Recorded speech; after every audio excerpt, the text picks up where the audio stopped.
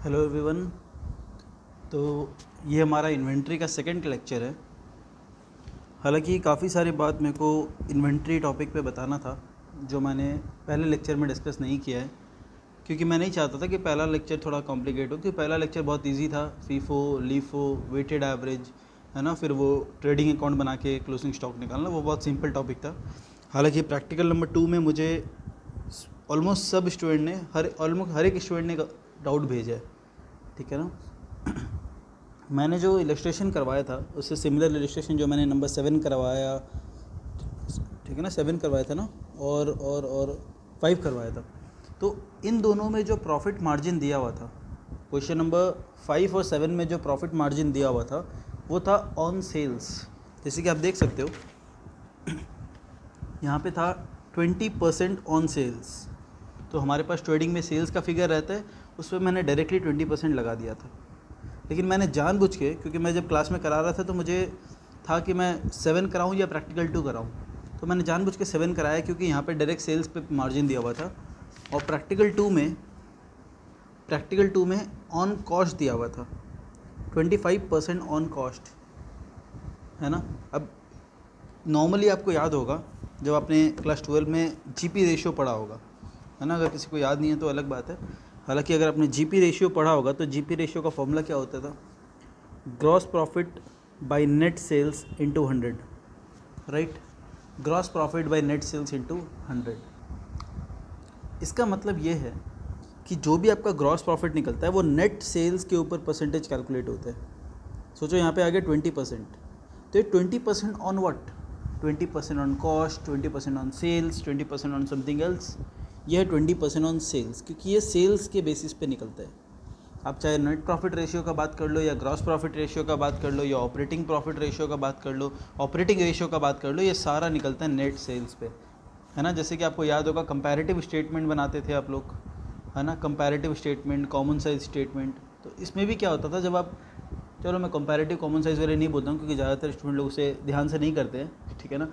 लेकिन फिर भी अगर किसी को याद है, इन केस अगर किसी को याद है, तो जब आप लोग common size profit and loss statement बनाते थे, कंपैरेटिव की बात नहीं कर रहा हूँ मैं, common size profit and loss statement बनाते थे, तो वहाँ पे जितना भी फिगर्स रहता था सारा का परसेंटेज जो आप निकालते थे वो नेट सेल्स पे निकालते थे, मतलब रेवेन्यू फ्रॉम ऑपरेशन पे निकालते थे। अगर किसी को याद नहीं है तो मैं उस टॉपिक पे नहीं जा रहा हूँ, छोड़ दो कि कंपैरेटिव कॉमन साइज अपने को नहीं पढ़ना है। यहाँ पे बोलने की बात यह है कि कभी भी सिर्फ सोचो क्वेश्चन में बोल दिया प्रॉफिट इज़ 20%, तो आप क्या मानोगे, ऑन सेल्स। कुछ भी नहीं बोलेगा तो आपको मानना है ऑन सेल्स, क्योंकि जीपी रेशियो निकलता ही नेट सेल्स पे है, नेट प्रॉफिट निकलता ही नेट सेल्स पे है, ठीक है ना। तो कभी भी कुछ अगर मेंशन नहीं किया है कि ये 20% ऑन कॉस्ट पे है या ऑन सेल्स पे है, तो क्या मानना है, तो ऑब्वियस सा बात है नेट सेल्स मानना है, क्योंकि फॉर्मूला नेट सेल्स के ऊपर ही है।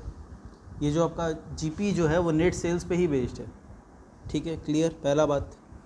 दूसरा, चाहो तो आप लोग इसको अपना जो लंबा मेथड में आप लोग जो स्टार्टिंग में थ्योरी क्लास जिसने अटेंड किया है वहाँ पे भी इस टाइप का क्वेश्चन आ रहा था, ठीक है ना। तो किसी ने बोला कि भैया हम ऐसा करेंगे, कॉस्ट ले लेंगे, कॉस्ट पे 25% जोड़ देंगे, तो ये बन जाएगा सेलिंग प्राइस। हमारे पास सेलिंग प्राइस है, हमारे पास कॉस्ट निकाल लेते हैं तो पता चल जाएगा प्रॉफिट कितना है। हम लोग क्या करेंगे, सेलिंग प्राइस है हमारे पास, है ना, हम कॉस्ट निकाल लेते हैं। कॉस्ट कैसे निकलेगा, COGS। COGS का मतलब opening stock plus purchase plus direct expense minus closing stock, इससे तो निकलता है COGS, है ना। अब बताओ आप निकाल रहे हो, अब क्या निकाल रहे हो यहाँ पे, भैया इसमें तो हम निकाल रहे हैं क्लोजिंग स्टॉक। हमें क्वेश्चन में क्या फाइंड करना है, क्लोजिंग स्टॉक। आपको यहाँ पे क्लोजिंग स्टॉक ही नहीं पता तो आप कॉस्ट कैसे निकालोगे बताओ, और आपको कॉस्ट ही नहीं पता तो आप प्रॉफिट कैसे निकालोगे। तो यहाँ पे स्टूडेंट फंस जाता है ना। तो उसे क्या करना पड़ता है, पहले COGS, इस मेथड से COGS निकालना पड़ता है कि x plus 0.25 x equal to selling price. यहाँ से उसका पहले x निकलेगा, फिर x के ऊपर वो 25% लगाता है, तब जाके उसका प्रॉफिट निकलता है। तो थोड़ा ये लॉन्ग कट है। हालांकि कोई अगर मैथ्स में थोड़ा सा भी उसका मैथ्स अच्छा है, मैं 11-12 की मैथ्स की बात नहीं कर रहा हूँ, उसका अगर 7, 8, 9 का मैथ्स भी अच्छा है तो वो ये क्वेश्चन आराम से कर लेता। थोड़ा सा उसे दिमाग लगाना पड़ता है कि कॉस्ट क्या होता है ना। कॉस्ट याद है ना, cost plus profit equal to selling price. Selling price आपको पता है ना। प्रॉफिट आपको पता है कि 25% दिया हुआ है, 25% ऑफ एक्स। अगर इसको मैं एक्स लेता हूँ तो एक्स आराम से आप निकाल सकते थे, उस पर आप प्रॉफिट निकाल लेते, बात एक ही था।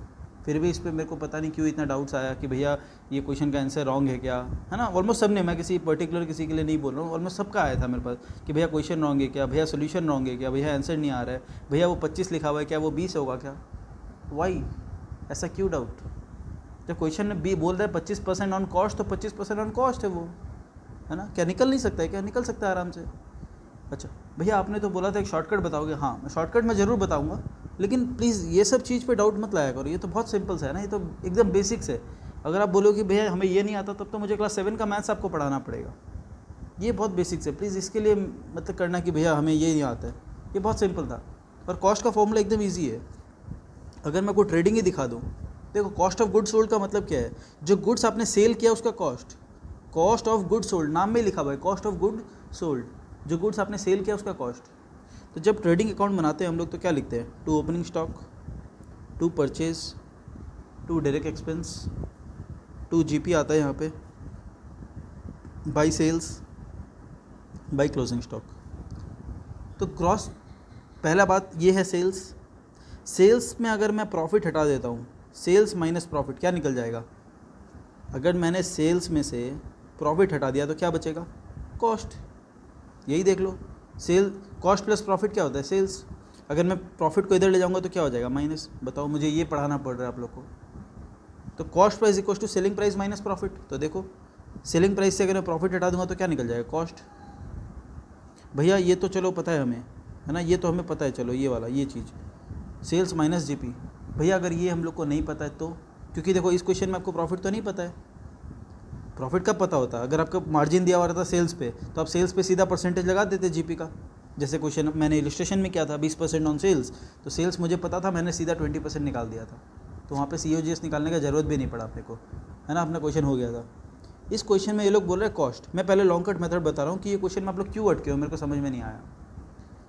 अगर ये तरीका से नहीं निकल रहा है, सेल्स माइनस प्रॉफिट से नहीं निकल रहा है, तो आपका दूसरा तरीका क्या है, ये रहा, COGS निकालने का तरीका ये है, opening stock plus purchase plus direct expense minus closing stock, ये रहा। भैया हमारे पास तो क्लोजिंग स्टॉक भी नहीं है, तो कोई बात नहीं, मैंने ये तरीका आपको बताया अभी। यहाँ से पहले COGS निकाल लो, सेलिंग प्राइस आपको पता है, प्रॉफिट मार्जिन आपको पता है, एक्स निकाल लो, COGS निकल जाएगा, उस पर परसेंटेज निकाल लो, प्रॉफिट निकल जाएगा, फिर क्वेश्चन सॉल्व हो जाता। ये तो हुआ लॉन्ग कट प्रोसेस जहाँ पे आपको अटकना नहीं चाहिए था। अगर आप अटक रहे हो तो थोड़ा सा बेसिक्स में प्रॉब्लम है मैथ्स का, ठीक है ना। तो ये बहुत बेसिक्स वाला इक्वेशन है ये। अच्छा भैया आप शॉर्टकट बता दो, शॉर्टकट भैया इतना लॉन्ग कट हमें नहीं करना, शॉर्टकट बताओ, चलो ठीक है। किसी भी क्वेश्चन में ध्यान रखना, अगर कोई भी क्वेश्चन में लिखा रहता है 1/5 ऑन सेल्स और आपको पता है कॉस्ट, आपको कॉस्ट पता है इसका, मतलब किसी भी क्वेश्चन में आपको कॉस्ट पता है, आपको निकालना है प्रॉफिट, भैया इजी है, कॉस्ट पे लगा देंगे। लेकिन प्रॉफिट दिया हुआ है ऑन सेल्स, ये रहा 1/5 ऑन सेल्स, मतलब 20%, 20% समझ में आता है, 20/100 मतलब 1/5। तो प्रॉफिट मार्जिन आपको दिया हुआ है 1/5 ऑन सेल्स या फिर 20% ऑन सेल्स, और आपको अमाउंट पता है कॉस्ट का। बताओ क्या करोगे, भैया यही वाला लॉन्ग कट मेथड लगा देंगे, cost plus profit equal to selling price.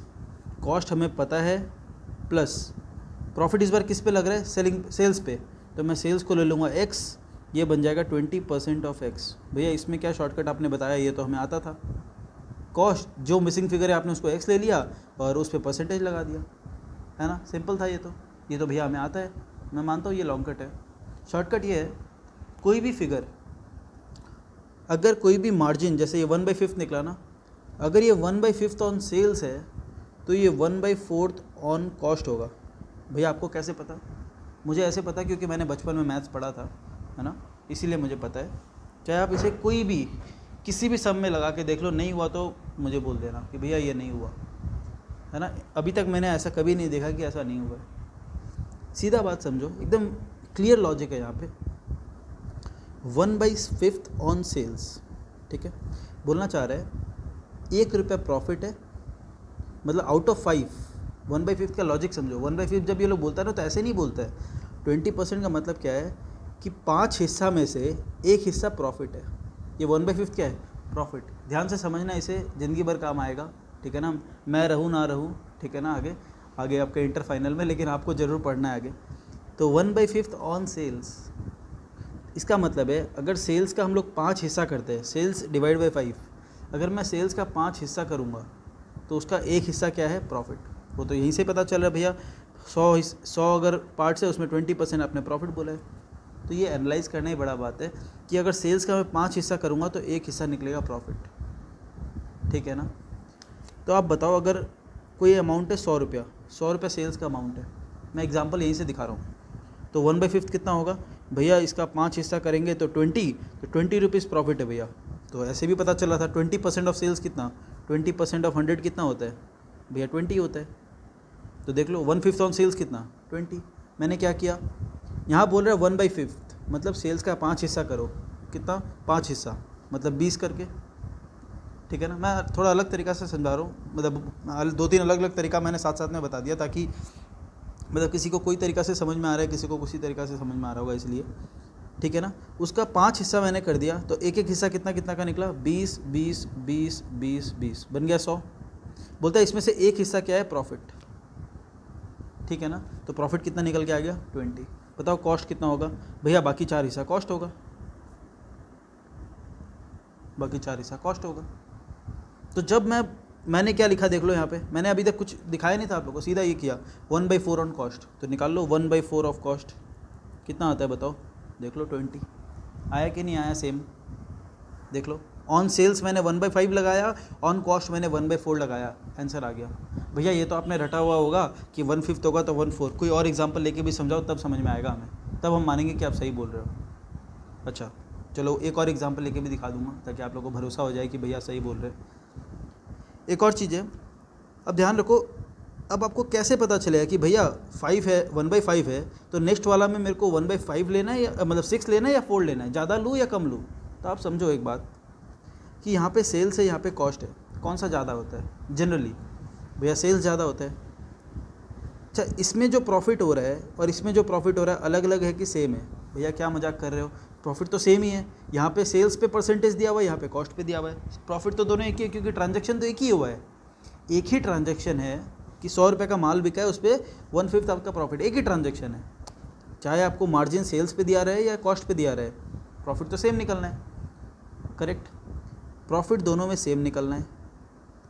ये सेल्स का फिगर है, ये कॉस्ट का फिगर है, दोनों में सेम आंसर चाहिए मेरे को। तो कोई अमाउंट है 100 और कोई अमाउंट है 80, ये है सेल्स का फिगर, ये है कॉस्ट का फिगर। अगर मैं इस पर 1/5 लगा रहा हूँ तो कितना आ रहा है, 20। मुझे यहाँ भी कितना चाहिए, 20, क्योंकि प्रॉफिट तो सेम होगा दोनों केस में। चाहे आपको मार्जिन सेल्स पे दे या आपको मार्जिन कॉस्ट पे दे, आपका प्रॉफिट तो दोनों जगह सेम ही आएगा कि अलग आएगा, भैया ऑब्वियसली सेम आएगा, क्योंकि एक ही ट्रांजैक्शन है। तो कभी आपको सेल्स पे दे देता है, कभी आपको कॉस्ट पे दे देता है, ये आपको आगे कई जगह काम आने वाला है, ठीक है ना। तो आप समझो आंसर सेम लाना है, लेकिन ये जो सेल्स है वो बड़ा है, कॉस्ट है छोटा है। सेल्स को मैंने 5 से डिवाइड किया और मैंने बोला कि 5 हिस्सा करोगे तो उसमें एक प्रॉफिट है, हाँ ऊपर एक होना कंपलसरी। आप सोचोगे भैया ये 3/5 है तो भी आंसर राइट होगा क्या, तब आप उसका तरीका थोड़ा अलग होता है, वो भी मैं बता दूंगा, टेंशन मत लो। अगर आपका 3/5 बोला है ना, 3/5 ऑफ सेल्स ऐसा कुछ दिया हुआ है तो भी मैं बता दूंगा आंसर क्या होने वाला है, ठीक है ना, उसकी टेंशन मत लो, ठीक है। ये देखो, तो 5 हिस्सा में एक हिस्सा प्रॉफिट है। अब बताओ मेरे को अगर सेम आंसर लेके आना है, मेरे को अगर सेम आंसर लेके आना है तो डिनोमिनेटर को छोटा रखूँ या बड़ा रखूँ, भैया आपको आंसर सेम चाहिए। अगर कॉस्ट सेल से छोटा होता है तो आपको डिनोमिनेटर भी छोटा लेना चाहिए। ये मैंने कैसे लिखा, 5 हिस्सा में अगर एक हिस्सा प्रॉफिट है तो नीचे कितना आ जाएगा, 4। सेल्स बड़ा होता है इसलिए उसका डिनोमिनेटर भी बड़ा, कॉस्ट छोटा होता है इसलिए उसका डिनोमिनेटर भी छोटा होगा।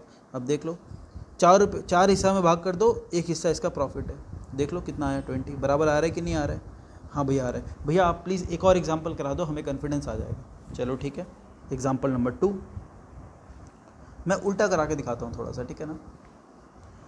1/3 ऑन कॉस्ट, बराबर, हाँ भैया बरोबर 1/3 ऑन कॉस्ट। मैं लेता हूँ कॉस्ट को 90 रुपीज़, कॉस्ट को मैं लेता हूँ 90 रुपीज़, ठीक है। तो यहाँ पे मेरा कितना निकलेगा प्रॉफिट, 30 निकलेगा। 1/3 ऑन कॉस्ट, आपका प्रॉफिट है 1/3 ऑन कॉस्ट, कितना आया प्रॉफिट, 30। इसमें मैं एग्जांपल आपको लिखा देता हूँ। कॉस्ट है 90 रुपीज़, प्रॉफिट है 30 रुपीज़। भैया ये तो हमें एग्जाम में पता नहीं रहेगा ना, कोई बात नहीं, मैं खाली आपको समझाने के लिए बता रहा हूँ। आप मान लो कि आपको नहीं पता, ठीक है ना, आपको कॉस्ट पता है, आपको सेलिंग प्राइस पता है, कितना 120, ठीक है। आपको मार्जिन दिया हुआ है ऑन कॉस्ट, चलो आपको ये भी नहीं पता, गायब कर दो इसे, आपको खाली मैंने निकाल के समझा दिया, क्रॉस चेक करवा दूंगा मैं आपको। आपको यहाँ पे सेल्स का फिगर पता है, लेकिन आपको मार्जिन पता है ऑन कॉस्ट। अब बताओ क्या करोगे।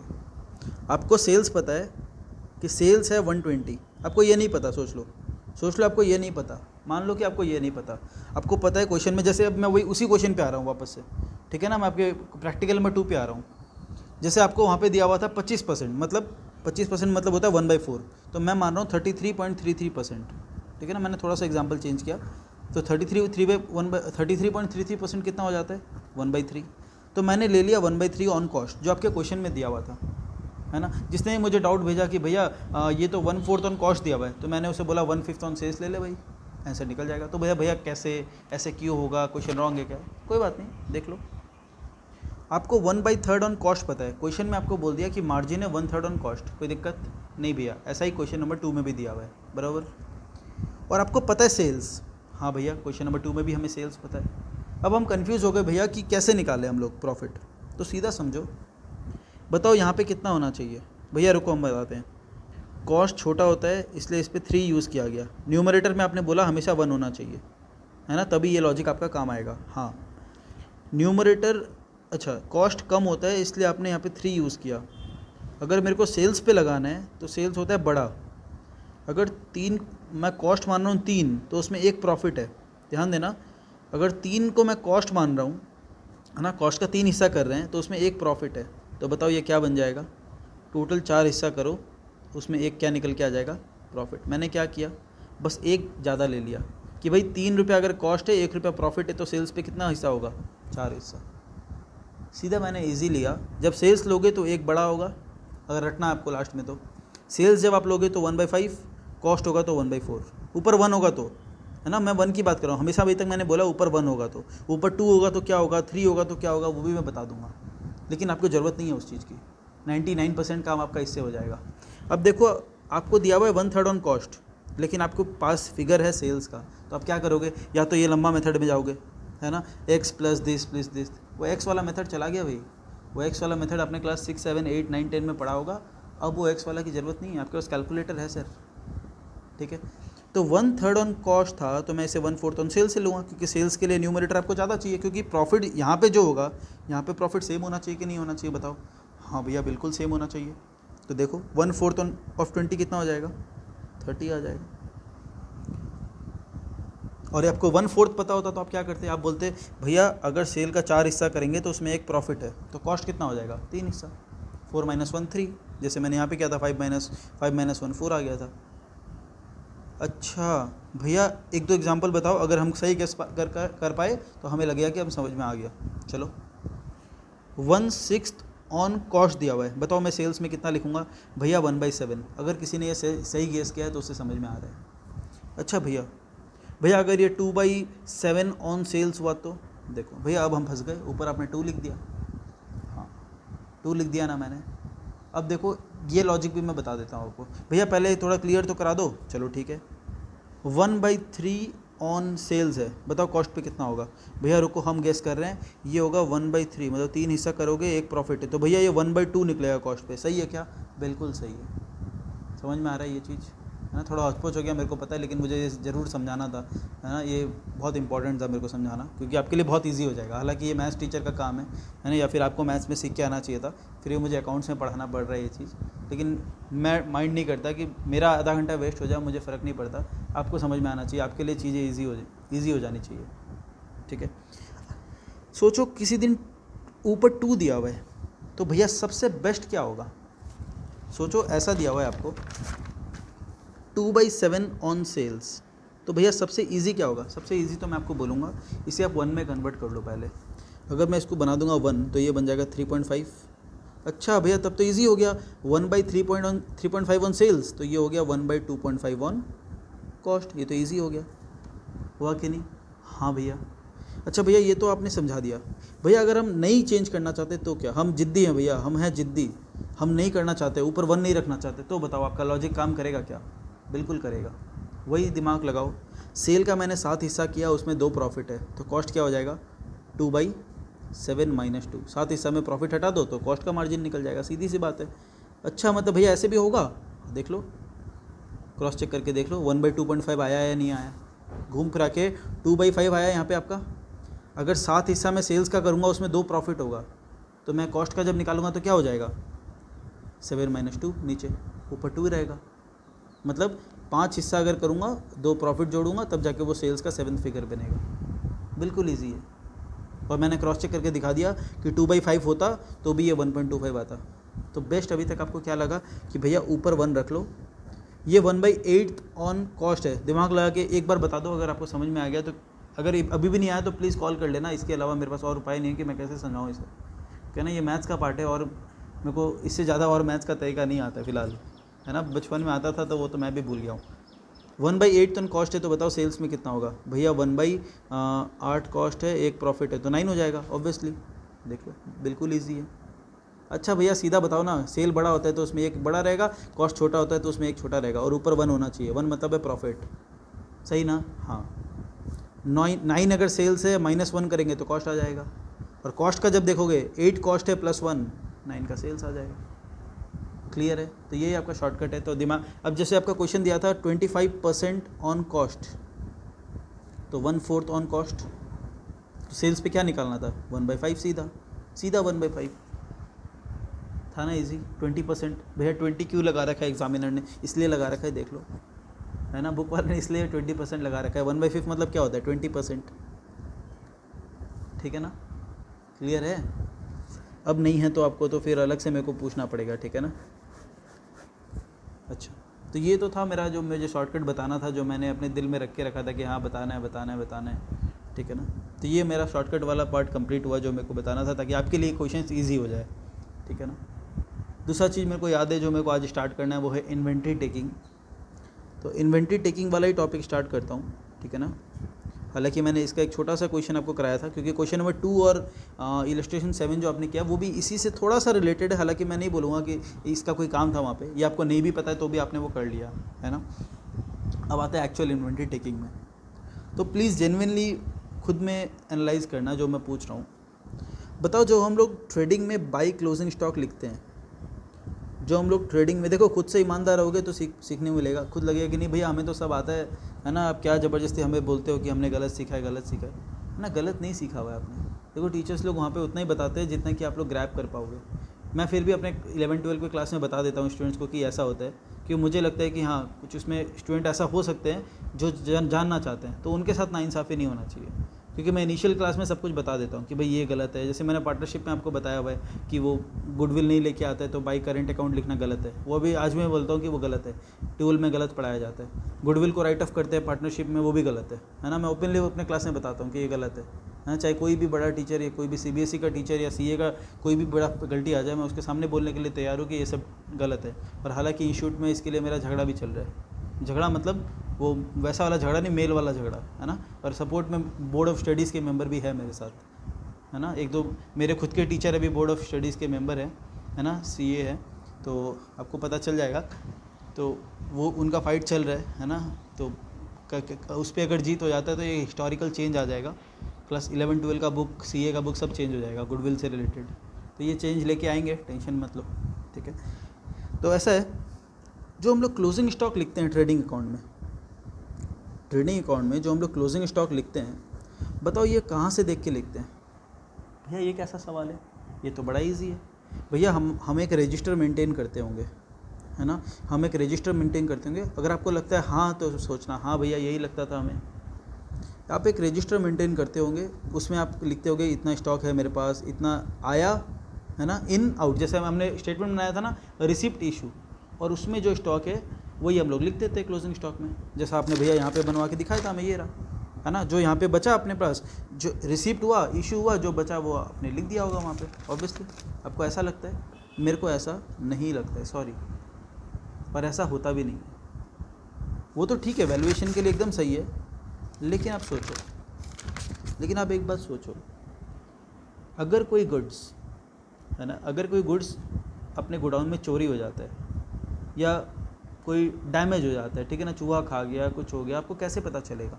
आप तो सिर्फ परचेज सेल देख रहे हो, गोडाउन में तो घुस के देख ही नहीं रहे हो। आप तो बोल रहे हो भैया इतना माल मेरा रिसिप्ट हुआ, इतना माल मेरा इशू हुआ, बाकी जो बचा मेरा स्टॉक है। अब बताओ इस साल जितना सामान आपका डैमेज हुआ या चूहा ने खा गया या कुछ भी हो गया, कोई भी तरीक़ा से डैमेज हुआ, बताओ वो कौन सा साल का लॉस है? इस साल का लॉस है।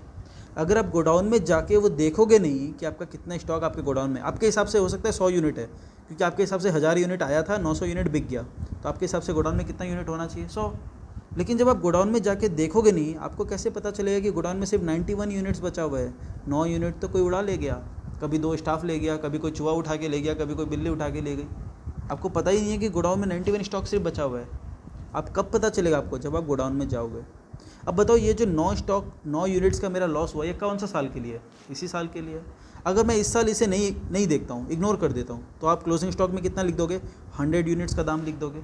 फिर अगले साल आप क्या बोलोगे? मेरा ओपनिंग 100 था, मैंने और 1200 ख़रीदा, 900 बेचा, तो मेरे पास बचना चाहिए 1300 है, 400 बचना चाहिए। आप गोडाउन में जाओगे नहीं तो आपको पता कैसे चलेगा कि गोडाउन में आपके पास सिर्फ 362 स्टॉक है, बाकी पहले ही 9 चला गया था पिछले साल ही। इस साल और आपका नुकसान हुआ है, इस साल और 29 यूनिट चोरी हुआ है, या फिर इधर उधर चूहा ने खाई है, कुछ हो गया। तो यह लॉस आपको कब पता चलेगा? जब आप गोडाउन में घुस के देखोगे। जब तक गोडाउन में जाओगे नहीं, आपको तो लगेगा कि हाँ भाई जितना माल आ रहा है उतना बिक रहा है, जो बचा है वो क्लोजिंग स्टॉक मेरा। तो प्रैक्टिकली क्या होता है? इन्वेंट्री टेकिंग होता है। प्रैक्टिकली क्या होता है? Inventory taking. कभी भी हम लोग रजिस्टर देख के क्लोजिंग स्टॉक नहीं लिखते हैं। अगर आपको लगता है कि हम लोग रजिस्टर देख के लिखते हैं, तो फिर तो मैं आपको एक सवाल पूछने वाला हूँ, है ना। आप जाके अपना क्लास 12 का बुक देखना। अगर आपको ये लगता था, अगर आपको पता है कि गोडाउन में जाके देखते हैं, मेरे को नहीं लगता, मुझे भी नहीं पता था, है ना। आज तक मैंने कोई स्टूडेंट नहीं देखा, क्योंकि मैं 3-4 टर्म हो गया मेरे को फाउंडेशन पढ़ाया हुआ, मैंने 200 स्टूडेंट से ज़्यादा पढ़ा लिया। आज तक एक स्टूडेंट ने नहीं बोला कि मुझे भैया हमें ये पता था। सबको यही लगता था कि भैया रजिस्टर देखते हैं और क्लोजिंग स्टॉक लिखते हैं। तो मुझे उनसे ये सवाल है, या फिर मैं हर बार पूछता हूँ, वही आप लोगों को पूछूंगा कि आपने वैल्यूएशन ऑफ गुडविल पढ़ा है? हाँ भैया पढ़ा है ना, बिल्कुल। सेल्फ जनरेटेड गुडविल निकालते थे हम लोग valuation of goodwill second chapter में। पहले फंडामेंटल्स पढ़ते थे, सेकंड चैप्टर में चेंज इन PSR, उसके साथ गुडविल पढ़ते थे। तो वहाँ पे कभी कभी ऐसा रहता था ना कि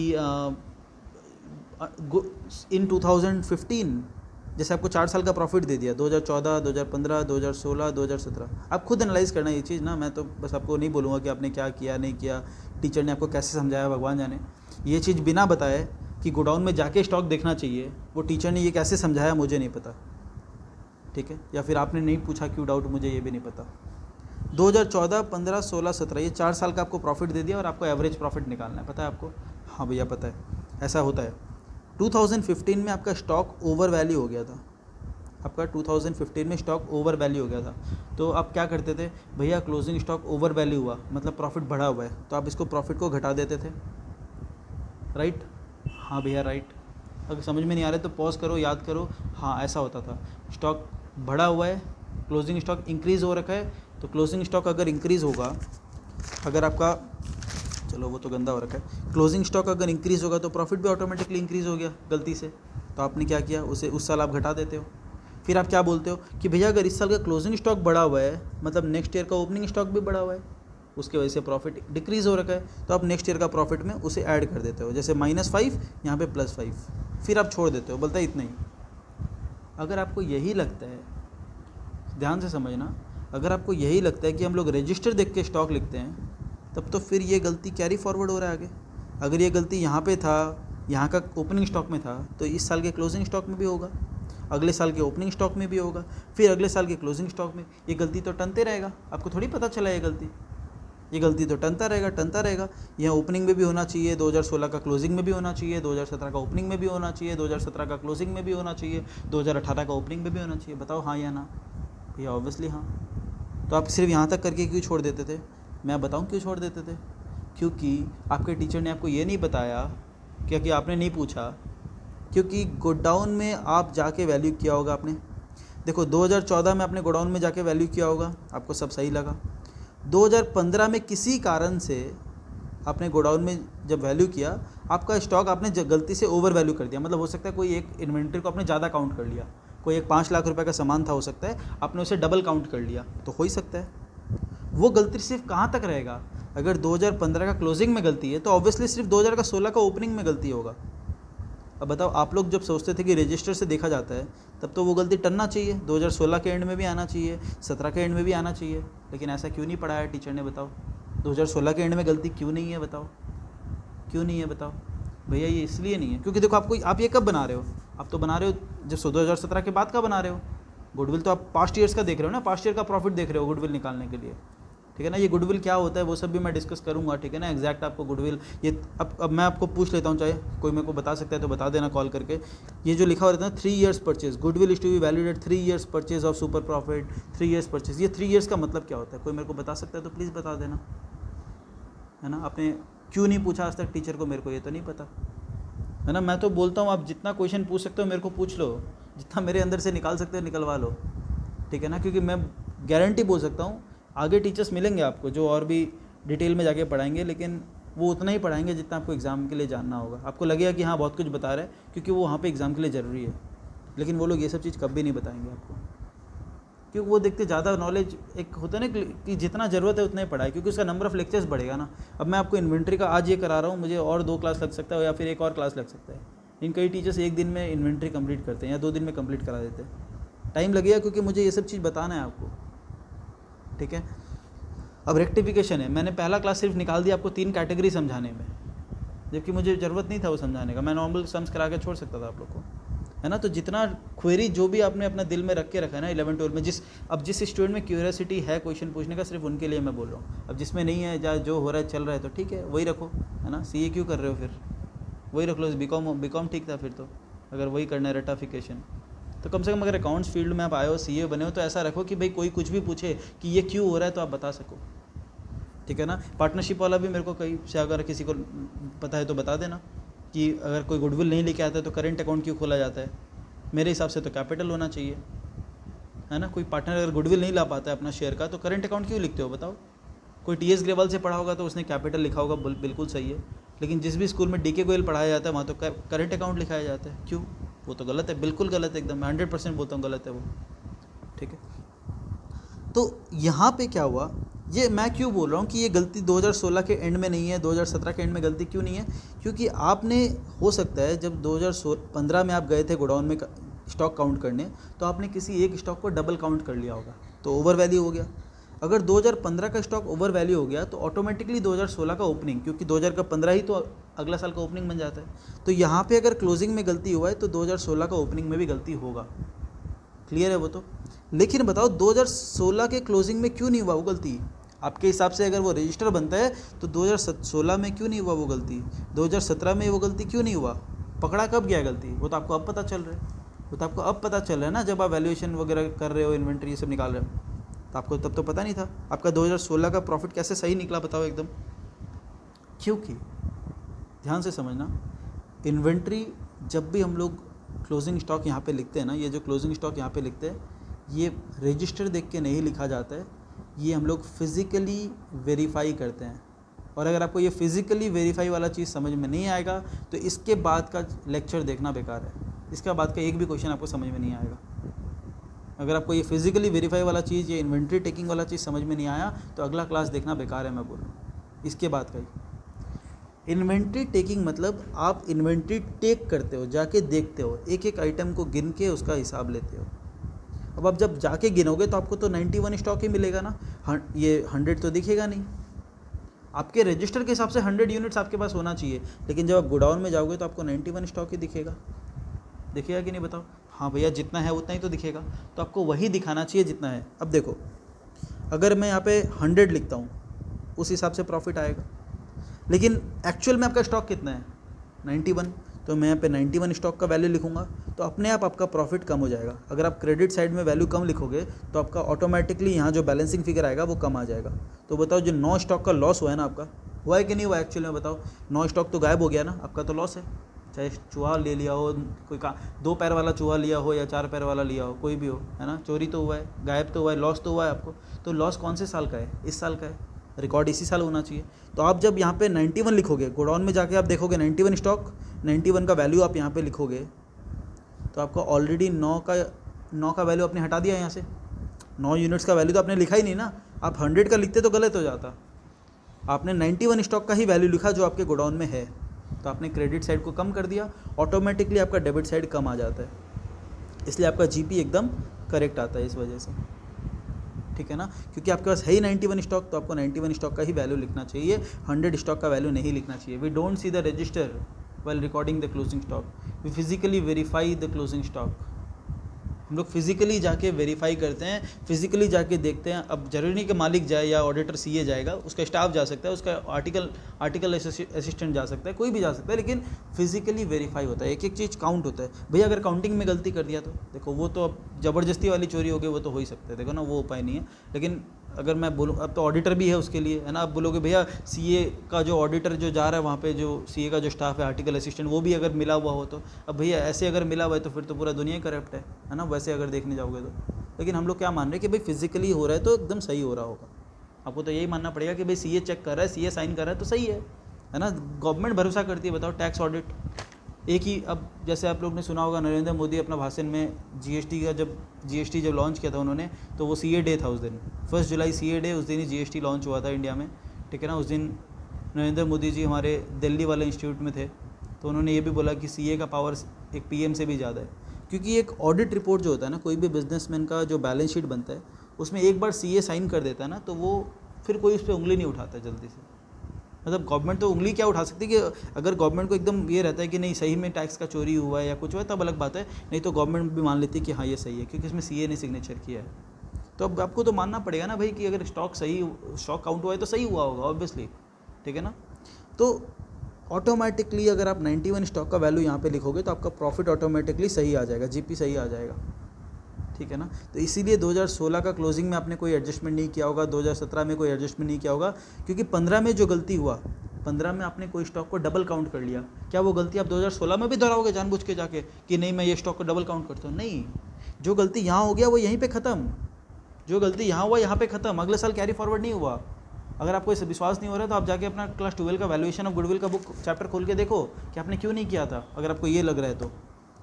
और आपको अगर पहले से पता था कि हाँ गोडाउन में जाके देखते हैं तो वेल एंड गुड, बहुत अच्छा बात है।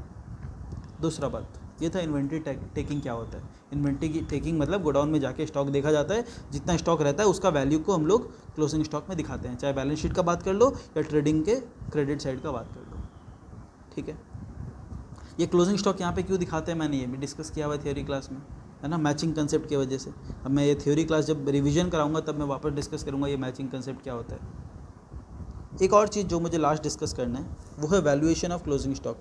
भैया तो अभी क्या था, वैल्यूएशन ऑफ क्लोजिंग स्टॉक नहीं था, वो वैल्यूएशन ही था, लेकिन वो था कि हम लोग कैसे काउंट करते हैं, है ना, स्टॉक कहाँ से देखते हैं, रजिस्टर से देखते हैं या जाके देखते हैं, तो वो था इन्वेंट्री टेकिंग, मतलब जाके आप देखते हो। अब हम लोग पढ़ेंगे वैल्यूएशन क्या होता है, मतलब वैल्यूएशन कैसे करते हैं इन्वेंट्री का।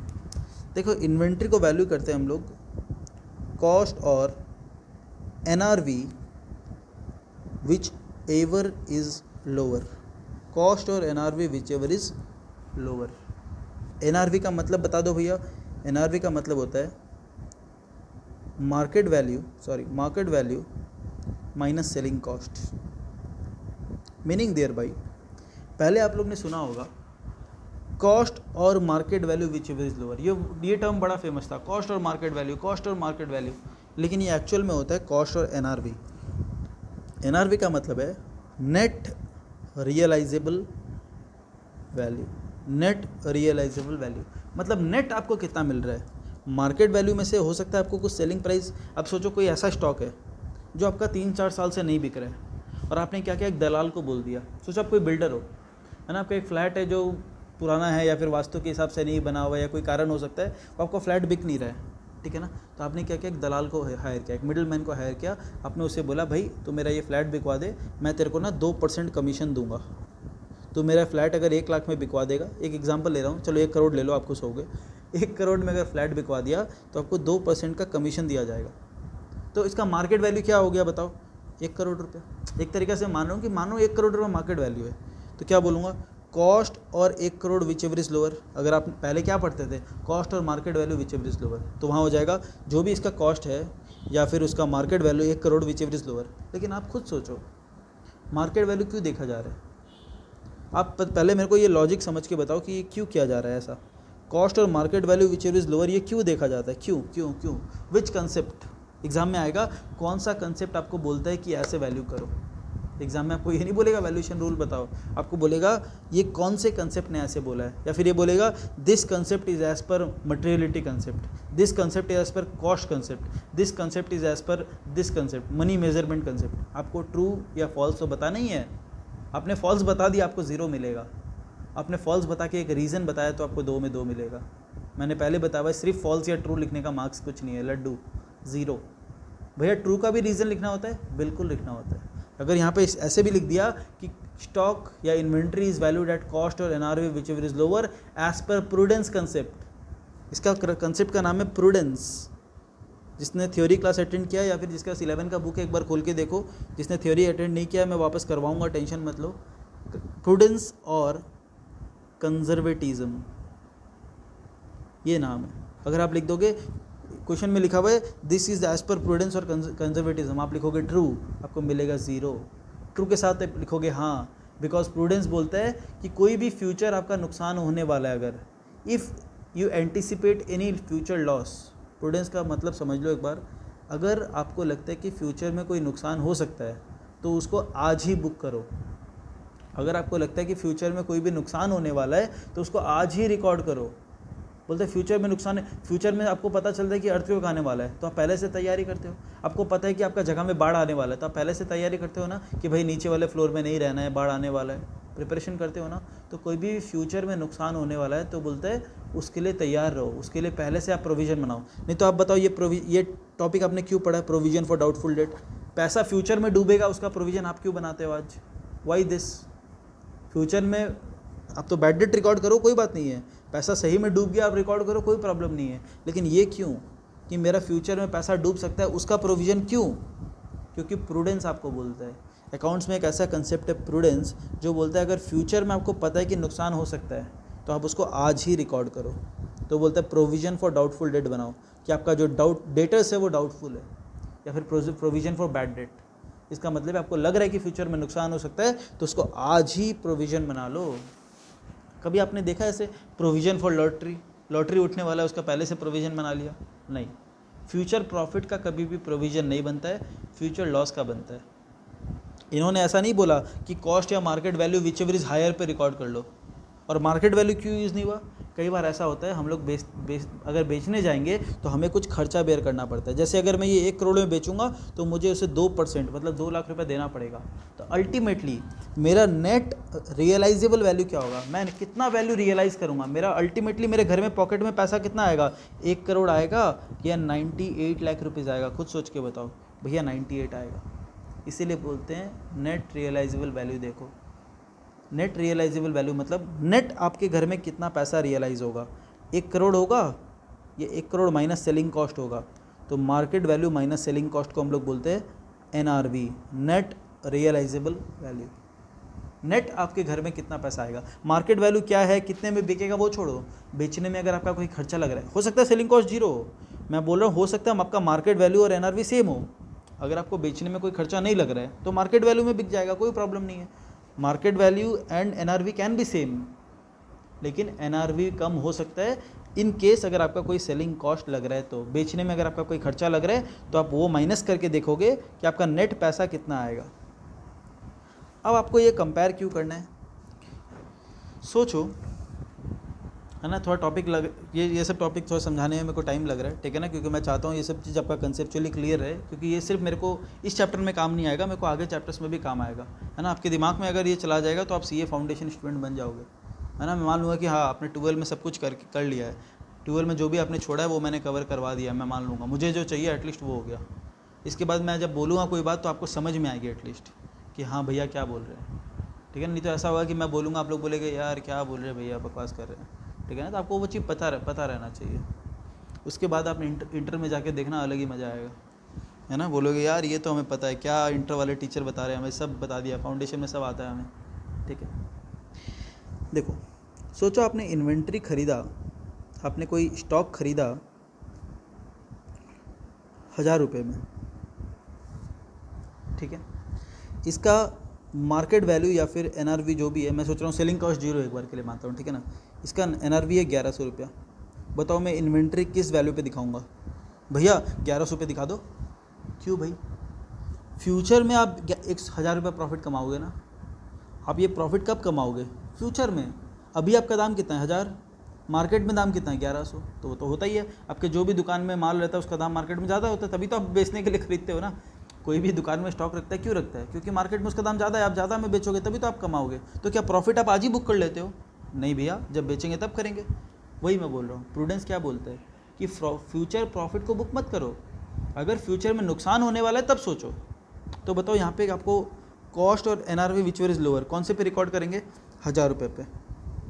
बताओ मैंने कोई लॉस रिकॉग्नाइज़ किया? यहाँ पे 1000 का माल था, मैंने 1000 लिख दिया, है ना। ये जब मैं ये ट्रेडिंग अकाउंट बनाऊंगा तो मैं यहाँ पे 1000 का 1000 ही लिख दूंगा। तो बताओ कोई नुकसान हुआ मेरा? नहीं। कोई प्रॉफिट हुआ मेरा? नहीं। 1000 का माल 1000 लिख दिया मैंने, 1000 में खरीदा था, 1000 यहाँ पे लिख दिया। परचेज में आया 1000, क्लोजिंग स्टॉक में आया 1000, नो प्रॉफिट नो लॉस। बताओ कोई नुकसान हुआ? नहीं भैया, क्योंकि नुकसान था ही नहीं, फ्यूचर में प्रॉफिट होने वाला है। अच्छा, आपका कॉस्ट है 1000 रुपया और आपका नेट रियलाइजेबल वैल्यू है 900 रुपया। बताओ क्या करना चाहिए? भैया आज ही हमें आज ही पता है। देखो आप बोलोगे भैया हम थोड़ी अभी बेच रहे हैं, मार्केट में वैल्यू चाहे 900 हो सकता है बाद में बढ़ जाए, हो सकता है बाद में और घट जाए, है ना। तो आप बोलोगे भैया बढ़ सकता है, तो मैं बोलूँगा भैया और भी तो घट सकता है। आपने ख़रीदा होगा तब मार्केट में पक्का दाम ज़्यादा होगा ना। आपने कोई भी सामान 1000 में क्यों ख़रीदा? ऑब्वियसली उसका दाम तब ज़्यादा था। ऐसा थोड़ी था कि मार्केट में 900 था और आपने 1000 में ख़रीद लिया, ऐसा तो नहीं है ना। तो आपने जब ख़रीदा था इसका मार्केट में दाम ज़्यादा होगा, लेकिन जब आप बैलेंस शीट बना रहे हो 31 मार्च को, तब उसका दाम हो गया 900 रुपीज़, उसका मार्केट वैल्यू या नेट रियलाइजेबल वैल्यू हो गया 900। अब बताओ आप इसे क्या रिकॉर्ड करोगे? भैया हम इसे लॉस क्यों रिकॉर्ड करें? हो सकता है फ्यूचर में दाम बढ़ जाए, अभी थोड़ी हम लोग बेच रहे हैं, हो सकता है फ्यूचर में 950 में बिक जाए। तो देखो ऐसा है, जिस दिन आप बैलेंस शीट बनाओगे उस दिन आपको देखना पड़ेगा कि कोई फ्यूचर में नुकसान हो रहा है या नहीं हो रहा है। तो आज के हिसाब से एज ऑन 31 मार्च आपका फ्यूचर में 100 रुपये नुकसान होने का चांस है, क्योंकि इसका मार्केट वैल्यू गिर गया है। प्रॉफिट हो तो अच्छी बात है, कोई दिक्कत नहीं। अगर ये आप बोल रहे हो कि भैया अभी मंदी है थोड़ा, बाद में ना मतलब क्या बोलते हैं बूम पीरियड आएगा और ये अच्छे दाम में बिकेगा, तो बोले ठीक है कोई दिक्कत नहीं है, जब आएगा तब देखना। तुम 1200 में बेचो, 1500 में बेचो, हमें मतलब नहीं है। आज इसका मार्केट वैल्यू 900 है और आज के हिसाब से तुम्हारा इसमें नुकसान होगा, आज के डेट के हिसाब से तुम्हारा इसमें नुकसान है, तो तुमको यहाँ पे स्टॉक 900 रुपये में बुक करना पड़ेगा। बताओ हमने क्या किया? अगर मैं 1000 रुपये का सामान को आज या 900 दिखाता हूँ, तो मैंने क्या कर दिया? 100 रुपये का लॉस बुक कर लिया, बाई लॉस आ जाएगा। देख लो, चाहे एक एग्जांपल दिखाता हूँ। ये रहा ट्रेडिंग अकाउंट, 1000 रुपीज़ का परचेज़ है, क्लोजिंग स्टॉक 900 लिखूँगा तो यहाँ क्या आएगा? ग्रॉस लॉस, है ना। तो आपने 100 रुपीज़ का लॉस बुक कर लिया है। तो बोलता है ये क्यों किया हमने? ये किया क्योंकि प्रूडेंस बोलता है कि फ्यूचर में अगर आपका कोई नुकसान होने वाला है, आपको पहले से पता है कि फ्यूचर में कोई नुकसान होने वाला है, तो उसको आज ही बुक कर लो, फ्यूचर का वेट मत करो। जैसे प्रोविज़न बनाते हैं, प्रोविज़न को भी PL में चार्ज करते हैं कि नहीं करते? बिल्कुल करते हैं। वो क्या सही में डूब गया? नहीं, हमें लग रहा है कि फ्यूचर में पैसा डूब सकता है। तो प्रूडेंस कंसेप्ट या कंजर्वेटिज्म ये बोलता है कि फ्यूचर में कोई नुकसान होगा तो आप उसे रिकॉर्ड कर लो, फ्यूचर में कोई गेन होगा तो उसे रिकॉर्ड मत करो, उसे इग्नोर कर दो। ठीक है, समझ में आ रहा है? ठीक है ना। तो इसीलिए हम लोग क्या करेंगे, कॉस्ट और NRV पे रिकॉर्ड करते हैं।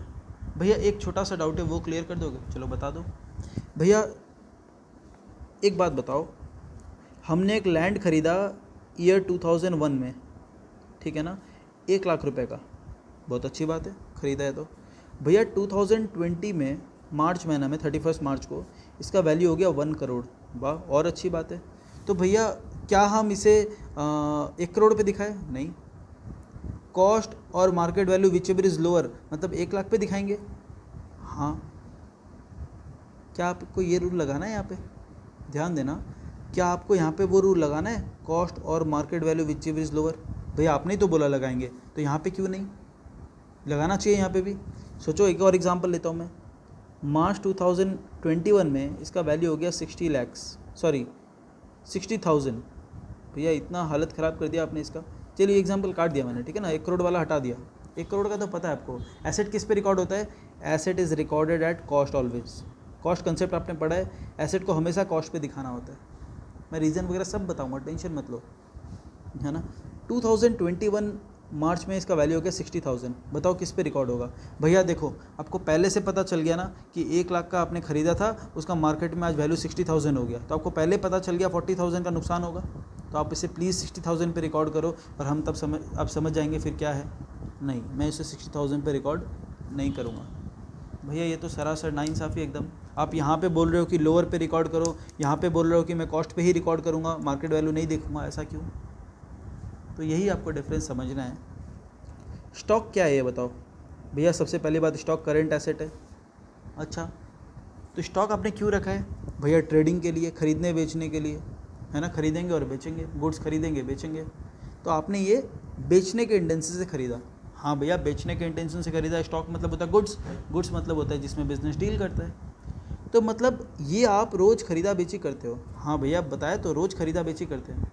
तो बताओ इसमें आपको लॉस हो सकता है? मार्केट वैल्यू गिरेगा, अगर मार्केट वैल्यू कम हो रहा है, अगर मार्केट वैल्यू गिरेगा तो आपको नुकसान होगा या नहीं होगा? हाँ भैया बिल्कुल होगा, होगा ना। हाँ, अब बताओ लैंड पे। लैंड क्या है? भैया लैंड है फिक्स एसेट, फिक्स एसेट के अंदर है टेंजिबल एसेट। भैया और बताओ आपको क्या जानना है? अच्छा बताओ आपने ये लैंड क्यों खरीदा है? भैया लैंड हमारे लिए फ़िक्स एसेट है, हमने इसे या तो इन्वेस्टमेंट के लिए ख़रीदा है या फिर बिज़नेस यूज़ के लिए ख़रीदा है। ठीक है ना? यहाँ पे ध्यान देना, अगर आपने ये बिज़नेस यूज़ के लिए ख़रीदा है या फिर बिल्डिंग ख़रीदा है ताकि उसे आप रेंट पे चढ़ा दो, इन्वेस्टमेंट के लिए, है ना। इन्वेस्टमेंट मतलब आपने लैंड बनाया, लैंड है, उसके पास आपका बिल्डिंग है, उसको आपने रेंट पे चढ़ा दिया, ठीक है ना।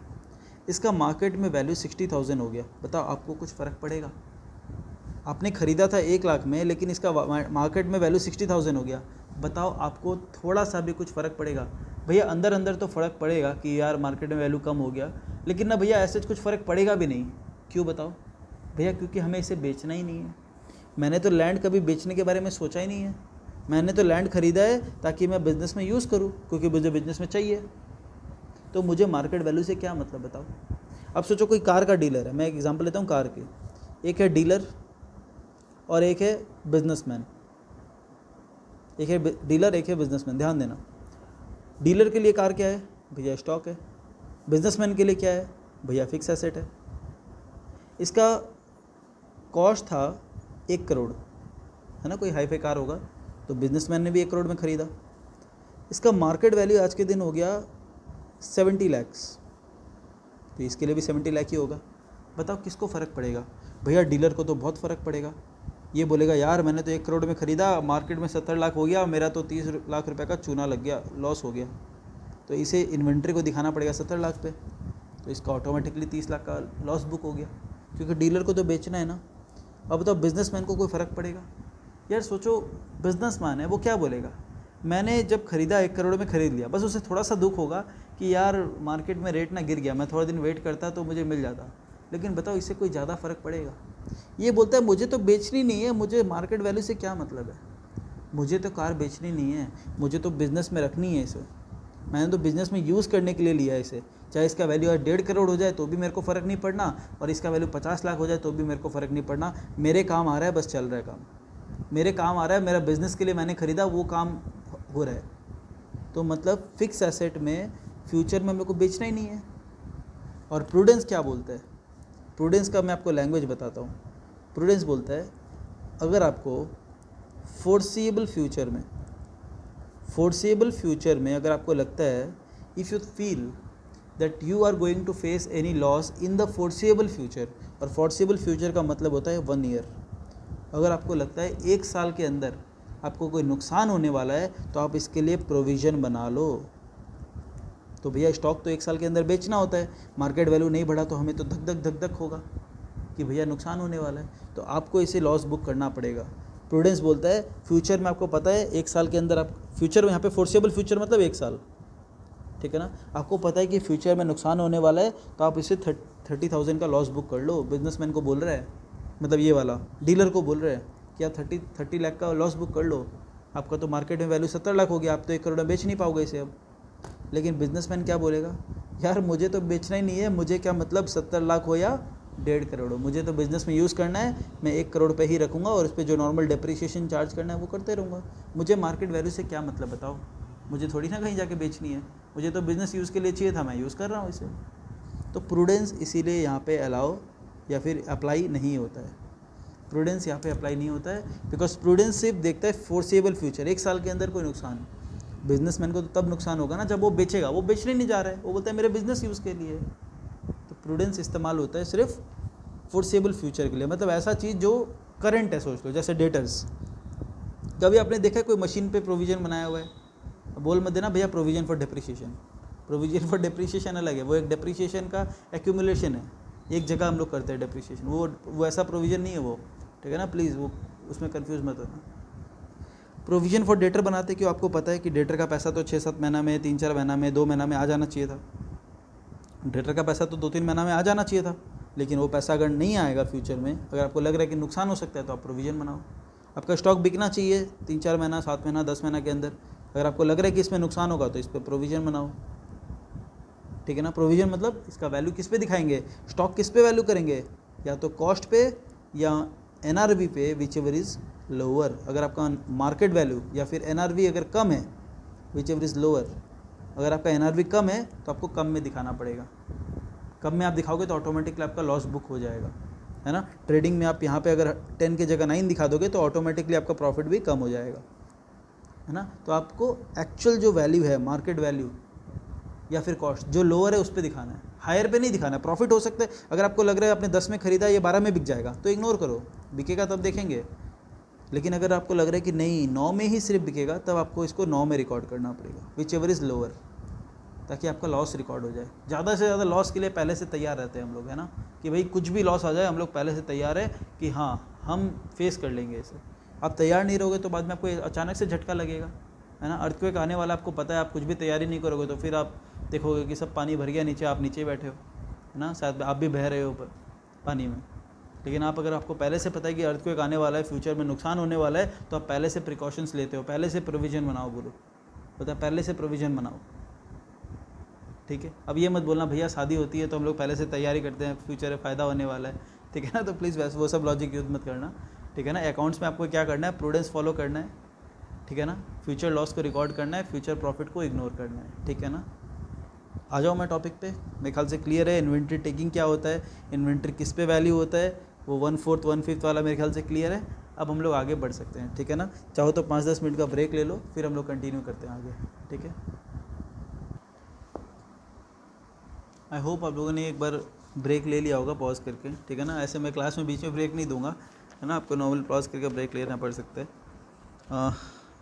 एक बार क्वेश्चन नंबर वगैरह मैच कर लेना, क्योंकि मेरे पास पुराना बुक है। क्वेश्चन नंबर 8 है ना। ये बहुत छोटा क्वेश्चन है, इसका एक बड़ा क्वेश्चन एग्जाम में आया हुआ है या फिर मॉक टेस्ट या रिवीजन टेस्ट पेपर में दिया है, वो मैं कराऊंगा। ये आप लोग होमवर्क ले लो, क्वेश्चन नंबर 8। भैया आपने अभी तक सिखाया नहीं, पहले होमवर्क सिखा दूंगा ना, टेंशन मत लो। अभी एक क्वेश्चन करेंगे, उससे आपको ये एकदम ईजी लगेगा, ठीक है ना।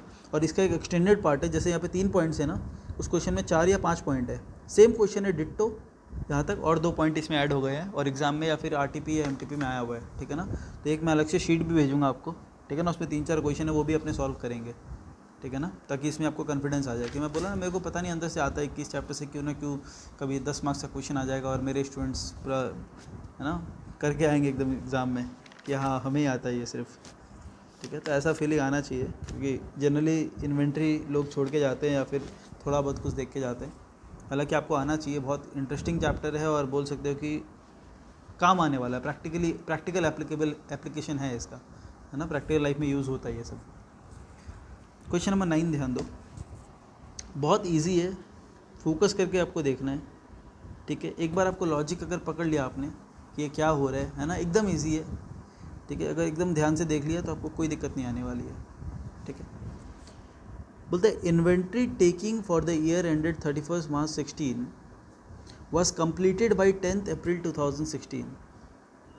The valuation of which showed an inventory figure of 16,75,000 at cost as on the completion date. क्या बोलना चाह रही है, बोलते हैं हमने इन्वेंट्री टेकिंग लेना था 31 मार्च 2016 का। ऑब्वियसली 31 मार्च 2016 का, जब भी आप 15-16 का बैलेंस शीट बनाने जा रहे होगे, जब भी आपको 2015-16 का बैलेंस शीट बनाना होगा, इसका ईयर एंडिंग कब होगा, 31 मार्च 16।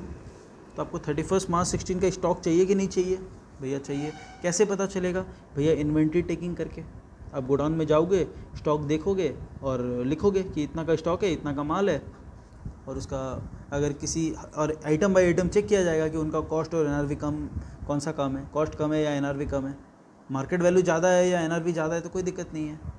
समझ में आ रहा है ना, विच एवर इज़ लोअर, किसी का मार्केट वैल्यू अगर कम हो गया है तब आपको दिक्कत है, तब आपको लोअर पे रिकॉर्ड करना पड़ेगा, करेक्ट। तो इन्होंने बोला कि जो इन्वेंट्री टेकिंग हमें करना था 31 मार्च का, वो हमने किया 10 अप्रैल 2016 को। बताओ पॉसिबल है ऐसा? गलती क्या क्या इन्होंने? नहीं भैया हो ही सकता है, देखो एकदम जरूरी नहीं कि आप 31 तारीख का स्टॉक 31 को ही देख के आ पाओगे, है ना, हो सकता है किसी कारण से आप नहीं कर पाए। देखो बेटर तो रहता है 31 तारीख रात को चेक करना, या फिर 1 तारीख सुबह सुबह देख लो कि कितना माल है, बेस्ट मेथड वो है। लेकिन आपको जितना भी क्वेश्चन देगा ना, सारा घुमाया हुआ क्वेश्चन रहेगा, हर में बोलेगा, कभी बोलेगा 10/4 को लिया, कभी बोलेगा 31 मई को लिया, कभी कुछ आपको आगे पीछे का डेट देता रहेगा, कभी बोलेगा आपने अभी लिया, कभी बोलेगा अभी लिया, कभी बोलेगा अभी लिया। आपको 31 मार्च का ही दे देगा तो क्वेश्चन ही खत्म ना। आपको 31 मार्च का ही स्टॉक अगर दे दिया क्वेश्चन में कि इन्वेंट्री टेकिंग कर लिया था 31 मार्च को, और क्वेश्चन क्या बचा? क्वेश्चन में जो लिखा है आप उसे छाप देना, है ना, फिर तो क्वेश्चन ही नहीं बनेगा। तो क्वेश्चन ऐसा बनेगा कि उन सब में बोलेंगे 10 दिन बाद लिया, 1 महीना पहले ले लिया था, उसके बाद नहीं ले पाया। तो कुछ ऐसा ये लोग टॉपिक बोलेंगे कि भाई आपको 31 मार्च का स्टॉक चाहिए। अब ध्यान देना क्वेश्चन में, इन्होंने इन्वेंट्री टेकिंग कब कंप्लीट किया? बोलते कि हमने कंप्लीट किया 10 अप्रैल तक, मतलब बोलते कि हमारा बहुत बड़ा गोडाउन है, हमने 31 तारीख से चालू कर दिया था, लेकिन हमें 10 दिन लग गया स्टॉक काउंट करते करते, हमें 10 दिन लग गया स्टॉक काउंट करते करते, और 10 तारीख को हमारे एज ऑन 10 तारीख, है ना, वैल्यू ऑफ स्टॉक, ये सॉल्यूशन है एक तरीक़ा से, है ना, एज ऑन 10 अप्रैल 2016 कितना दिया हुआ है? 16,75,000 एट कॉस्ट, तो कोई दिक्कत नहीं है। तो बोलते 10 तारीख को आपका स्टॉक था 16,75,000। अब बताओ मेरे को 10 तारीख का चाहिए या 31 तारीख का? 31 तारीख का। तो मेरे को पीछे जाना है या आगे आना है? ऑब्वियसली पीछे जाना है आपको। आपके पास स्टॉक है 10 अप्रैल का और आपको निकालना है 31 मार्च का। अब बताओ आप कैसे पीछे जाओगे? इस दौरान बहुत कुछ हुआ होगा, इस दौरान ये 10 दिन में बहुत कुछ हो गया होगा। क्या हो गया होगा? आपने नया गुड्स ख़रीदा होगा, कोई गुड्स बेचा होगा, है कि नहीं बताओ, कोई गुड्स रिटर्न दिया होगा, कोई गुड्स आपको रिटर्न आया होगा, तो बहुत कुछ हो सकता है इसमें इस दौरान 10 दिन में। तो वो सारा चीज़ को आपको ठीक करके 31 तारीख का स्टॉक निकालना है। बताओ सही है या नहीं? जिस दिन का आपको स्टॉक दिया रहेगा आप वहाँ से स्टार्ट करोगे। माइंड में क्लियर होना चाहिए कि आप कौन से डेट पे खड़े हो और आपको कौन से डेट पे जाना है। क्लियर है? आप 10/4 को खड़े हो, 10/4 को कंपनी के पास 16,75,000 का स्टॉक है, आपको निकालना है 31 मार्च का, मतलब आपको पीछे जाना है।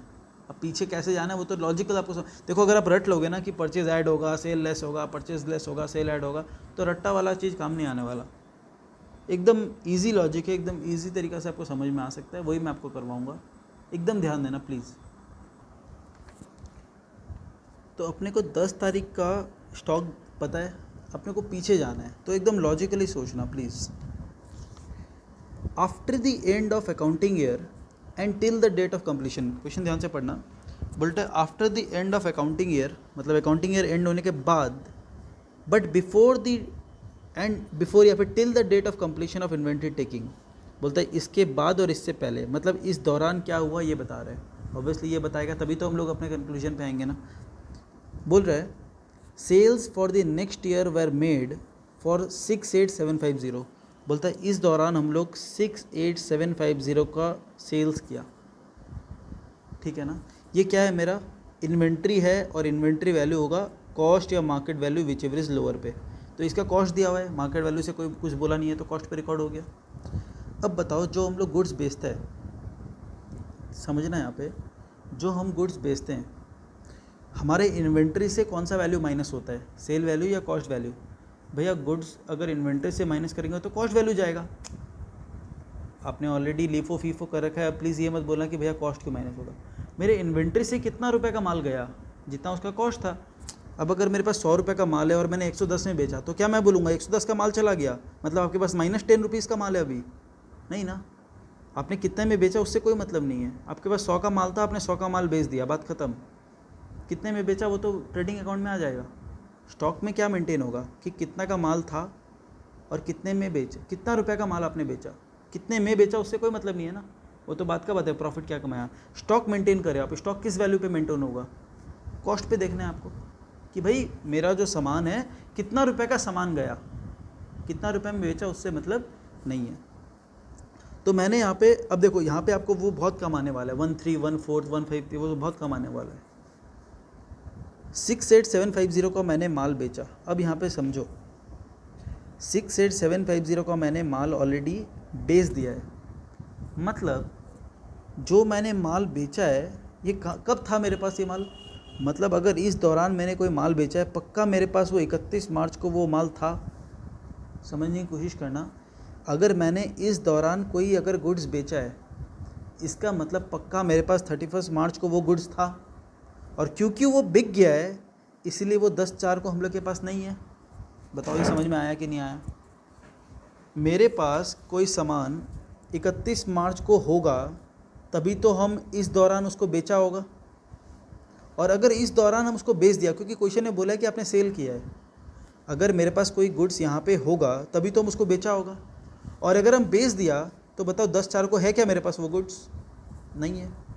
मतलब 10/4 का जो स्टॉक दिया हुआ है यहाँ पे वो गुड्स इंक्लूडेड नहीं है, लेकिन वो 31 मार्च को तो था आपके पास, था कि नहीं था, था। तो आपको क्या करना चाहिए, अपने स्टॉक में ऐड कर देना चाहिए कि भाई ये भी माल आपके पास है। आप यहाँ से यहाँ जा रहे हो ना, तो आपको ऐड कर देना चाहिए कि भाई ये भी आपका माल था 31 तारीख को। आपको स्टॉक कब का निकालना है, ऊपर लिखना calculation of closing stock as on 31 मार्च।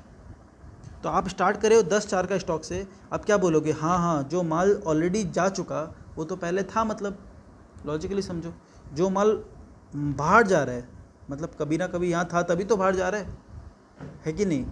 अच्छा, ये सेल कितना में हुआ, ये सेल हुआ 68750 में, तो बताओ स्टॉक कितना का गया, इतना का ही नहीं, देखना पड़ेगा प्रॉफिट या loss. At a margin of 33 1/3 on cost, देखो फंसा दिया आपको। 33 1/3 मतलब 1/3, 33 1/3 मतलब कितना होता है 33.33% ऑन कॉस्ट बोला हुआ है आपको, देखो यहाँ पे फंसा देगा आपको। 33.33% ऑन कॉस्ट, 33.33% ऑन कॉस्ट, चलो यहाँ पे डायरेक्ट दिया हुआ है, 33 1/3 नहीं दिया हुआ है, 33.33% ऑन कॉस्ट, ये कितना होता है भैया, ये होता है 1/3। तो आपको क्वेश्चन में बोला है 1/3 ऑन कॉस्ट, लेकिन आपके पास कौन सा फिगर है, ऑन सेल्स, आपके पास सेल का फिगर है। आप 1/3 अगर निकालोगे प्रॉफिट तो आंसर सही आएगा या गलत आएगा, भैया ऑब्वियसली गलत ही आएगा। आपको कौन सा मार्जिन चाहिए था, आपको मार्जिन चाहिए था ऑन सेल्स का, क्योंकि आपके पास फिगर कौन सा है, सेल्स फिगर है। तो सेल्स का बताओ आप कैसे करोगे, वही एक्स लेके क्या, या फिर मैंने जो शॉर्टकट बताया उससे। अगर 1/3 ऑन कॉस्ट है तो सेल्स में कितना हो जाएगा 1/4। भैया क्या हम एग्ज़ाम में यूज़ कर सकते हैं, बिल्कुल कर सकते हो, मेरी गारंटी है ना। अगर उन्हें नहीं आता तो वो तो उनकी गलती है ना। तो 1/3 ऑन कॉस्ट अगर है तो ऑन सेल्स पे आप 1/4 प्रॉफिट है। स्टॉक कितना का गया भैया, सेल्स में थे आप प्रॉफिट हटा दो उतना का स्टॉक गया आपके गोडाउन से। तो यहाँ पे ध्यान दो, ये माल बिका है मतलब पहले मेरे पास था, तो मैं लिखूँगा प्लस सेल्स, सेल्स को मैं ऐड कर दूंगा, जितना माल बिका वो मेरे पास था पहले, कितना 68750 माइनस 1/4 ऑफ 68750, 1/4 ऑन सेल्स हो गया। देखो क्वेश्चन में दिया था 1/3 on cost, 1/3 on cost question में दिया है, लेकिन मैं ले रहा हूँ 1/4 ऑन सेल्स। अगर देखो ये समझ में नहीं आ रहा तो आपको मेरा आज का क्लास का आधा घंटा का पहले वापस सुनना पड़ेगा, ठीक है ना। तो 68750 / 4 माइनस 68751,563 ये ऐड कर रहा हूँ मैं, ठीक है ना। ऐड क्यों किया, क्योंकि ये माल मेरे पास पहले था तभी तो बिका है। आगे आ जाओ, परचेज फॉर नेक्स्ट ईयर, मतलब इस बारे में बात कर रहा है, ये सब जो भी ट्रांजैक्शन दिया कब का दे रहा है 31 मार्च से 10/4 के बीच का। बोलते purchase for the next year included in the inventory. अगर आपने कोई सामान खरीदा होगा तो पक्का यहाँ पे इंक्लूड हुआ ही होगा ना। आपने कोई सामान अभी खरीदा है, ध्यान करो, आपने कोई सामान इस दौरान खरीदा है तो ऑब्वियसली आपके पास यहाँ पे तो होगा ही, है ना। ये मत सोचना कि भैया इसमें से कौन सा माल बिका है नहीं बिका, उस झंझट में जाओगे तो कभी ये सम सॉल्व नहीं होगा। सेल दिया है उसको अलग से सोचो, परचेज दिया उसको अलग से सोचो। अगर आपने कोई परचेज़ किया है सामान अभी इस दौरान अगर आपने कोई सामान ख़रीदा है तो पक्का यहाँ पे इंक्लूडेड होगा, 10/4 को इंक्लूडेड होगा वो सामान। बताओ ये सामान क्या आपके पास पहले से था। आपने अगर कोई नया सामान ख़रीदा है इस दौरान 1 4 से लेके 10 4 के बीच में अगर आपने कोई सामान खरीदा है तो क्या ये सामान आपके पास पहले था? क्या आप बात कर रहे हो भैया? आप खुद ही बोल रहे हो कि अभी खरीदा, तो पहले था क्या? ये नहीं था ऑब्वियसली। आपने अगर ये सामान अभी खरीदा है तो पहले कैसे आएगा आपके पास? तो कोई भी गुड्स जो मैंने अब खरीदा है वो आपके पास पहले नहीं था, लेकिन आपका ये स्टॉक में जुड़ा हुआ है कि नहीं जुड़ा हुआ? ऑब्वियसली जुड़ा हुआ है। आपने खरीदा है तो यहाँ पे जुड़ा हुआ होगा, लेकिन ये पहले नहीं था। तो आपको क्या करना चाहिए बताओ भैया? माइनस करना चाहिए, हटा दो यहाँ से। यहाँ ऐड किया हुआ है, आपको तो निकालना है यहाँ का स्टॉक, हमें निकालना है 31 मार्च का स्टॉक। तो जो भी आपने नया सामान खरीदा है उसे माइनस कर दो। क्लियर है ना? हाँ, तो माइनस परचेज। अब परचेज का अमाउंट देख लो कितना है। 90,000 का गुड्स है, less at cost less 10% trade discount. तो आपने कितने में खरीदा होगा? 90,000 माइनस 10% ऑफ 90,000, मतलब आपने 81,000 में खरीदा होगा। इस साल खरीदा तो पिछले साल नहीं था, मतलब ये गुड्स, सीधा सा बात है। आगे देखो, during this period goods were added to inventory at a markup price. Markup price मतलब ग्रॉस प्राइस है ना, जो ग्रॉस प्राइस।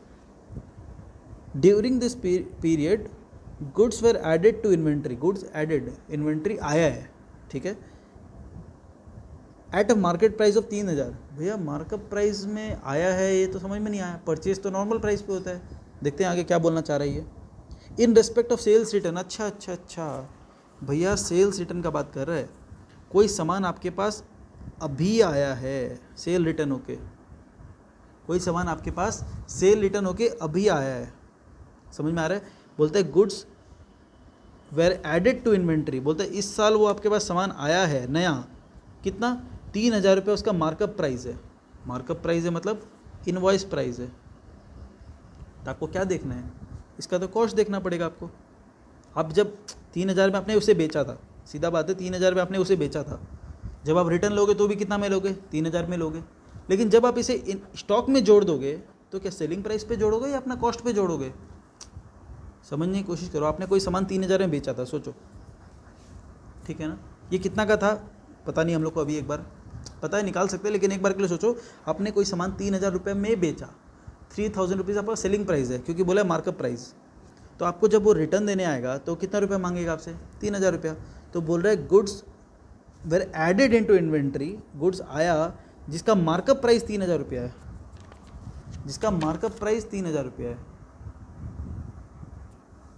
ठीक है ना? अब आप जब ये इसे स्टॉक में ऐड करोगे, क्योंकि ये गुड्स आपके पास आ गया अभी, जब आप इसे स्टॉक में ऐड करोगे तो क्या आप सेल प्राइस पे ऐड करोगे या कॉस्ट पे ऐड करोगे? भैया इन्वेंट्री में तो कॉस्ट में ऐड करते हैं, वापस से जिस दाम से वो इशू हुआ था उसी दाम में वापस आ जाएगा कॉस्ट पे। बेचा हमने 3,000 में, 3,000 में वापस ले लिया, वो अलग बात है, लेकिन जब स्टॉक में आएगा तब तो वो उसके कॉस्ट पे आएगा। कभी स्टॉक को थोड़ी आप खरीद दाम पे, मतलब बेचने वाले दाम पे रिकॉर्ड करते हो, स्टॉक तो हमेशा कॉस्ट पे रिकॉर्ड होगा। तो इस पर आपने कितना प्रॉफिट कमाया होगा? भैया क्वेश्चन में तो सेल्स हम लोग कितने प्रॉफिट पे करते हैं, देखो यहीं से आपको पता चल गया। पहला में दिया था ना सेल्स, आप किस रेट पे सेल्स करते हो? 1/4। आपको मार्जिन दे दिया कि 1/4 आप प्रॉफिट कमाते हो सेल्स पे। तो ये भी फिगर आपके पास कौन सा है? सेल्स वाला है। सेल या सेल रिटर्न एक ही बात है। अब सोचो, सेल रिटर्न होके आपके पास माल आया है, मतलब आपके पास अभी गुड्स आया है नया। सेल आपने पहले कभी बेचा होगा, अब वो गुड्स आपके पास आया है, मतलब क्या वो 31 तारीख को आपके पास था? नहीं था, क्योंकि वो तो अभी आपके पास आया। क्वेश्चन खुद ही बोल रहा है ना, क्वेश्चन जो भी आपको ट्रांजैक्शन दे रहा है वो कब का दे रहा है? इस दौरान, इसका बीच का दे रहा है। तो अभी अगर कोई गुड्स आया है सेल रिटर्न होके, तो क्या वो गुड्स पहले था? नहीं था। अब अगर वो गुड्स आया है तो वो इसमें जुड़ गया होगा, जैसे परचेज हुआ, परचेज वाला गुड्स जैसे ऐड हो गया वैसे सेल रिटर्न वाला गुड्स ऐड हो गया होगा। तो इसे आपको हटाना पड़ेगा, लेस सेल्स रिटर्न। लेकिन सेल्स रिटर्न में आपको क्या ध्यान रखना है कि 3,000 रुपये तो उसका मार्कअप प्राइस है, आपको उसमें से प्रॉफिट हटाना पड़ेगा। अच्छा, मतलब भैया परचेज होगा तो वो जैसे का तैसा कॉस्ट में ऐड या लेस हो जाएगा, लेकिन जब भी सेल्स बोलेगा ना तो हमें उसमें प्रॉफिट हटा के करना पड़ेगा, यही ना? क्योंकि कॉस्ट, हम लोग कॉस्ट देख रहे हैं, इन्वेंट्री देख रहे हैं, इन्वेंट्री हमेशा कॉस्ट पे रिकॉर्ड होता है, समझ में आ रहा है? कॉस्ट या market value whichever is lower, यहाँ पे अभी तक मार्केट वैल्यू का कोई बात नहीं हुआ, तो कॉस्ट पे रिकॉर्ड कर रहे हैं, सेल वैल्यू पे तो रिकॉर्ड होगा ही नहीं, ठीक है ना? तो 3,000 ये आ गया 2,250 रुपया माइनस। समझ में आ रहा है माइनस क्यों किया? क्योंकि ये नया आया है, मतलब पहले आपके पास नहीं था। ये तो अभी आया ना सेल रिटर्न होके, अभी आया बीच में, मतलब पहले आपके पास नहीं था, तो हटा दो, इसे हटाओ, आगे आओ। आफ्टर इन्वेंट्री टेकिंग, अब ध्यान दो, बोलते हैं इन्वेंट्री टेकिंग के बाद हमें ये पता चला that there were certain very old slow moving items. बोलता है कोई बहुत पुराना इसके पास सामान पड़ा है जो इसने ख़रीदा था 11,250 में, 11,250 में ख़रीदा था, तो वो क्या है, कॉस्ट, तो यहाँ पे वही जुड़ा हुआ होगा। मतलब इन्वेंट्री टेकिंग के बाद बोल रहे हैं, देखो आफ्टर इन्वेंट्री टेकिंग, मतलब जब इसने स्टॉक काउंट कर लिया, देखा कि वैल्यू 16,75,000 है ना, इन्वेंट्री टेकिंग हो गया, तब अचानक से पता चला कि यार एक आइटम ऐसा है जो इसने 11,250 में ख़रीदा था, तो यहाँ पे कितना जुड़ा हुआ होगा, 1150 कॉस्ट पे तो रिकॉर्ड हो रखा है, which should be taken at 5,250 to ensure disposal to an interested customer. इसका मतलब क्या है, बोलता है इसको आपने 11,250 में ख़रीदा तो है और आपने इन्वेंट्री में जोड़ भी रखा है, लेकिन हमारे हिसाब से इसको आपको 5,250 में दिखाना चाहिए, क्योंकि for disposal to an interested customer. बोलता है इससे ज़्यादा में आपका बिकेगा नहीं, एक ही कस्टमर है जो इंटरेस्ट दिखा रहा है, पुराना माल है, बोलता है वो 5,250 देगा। आपने 11,250 रिकॉर्ड कर रखा है, हम मानते हैं, लेकिन आपका इतना दाम में बिकेगा नहीं, आपका 5,250 में बिक सकता है। तो बताओ आपको घटाना चाहिए या नहीं घटाना चाहिए वैल्यू। आपका कॉस्ट कितना, देखो item valued at lower of cost और NRV, इसका कॉस्ट कितना है बताओ भैया, 11,250। इसका मार्केट वैल्यू या फिर NRV कितना है बताओ भैया, 5,250।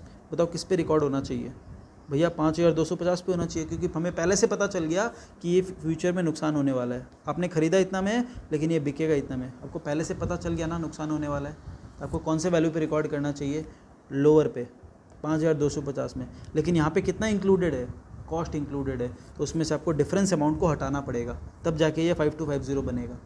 समझ में आ रहा है, 11,250 यहाँ पे है ऑलरेडी, 5,250 आपको रखना है, तो आपको 6,000 रुपये कम करना पड़ेगा।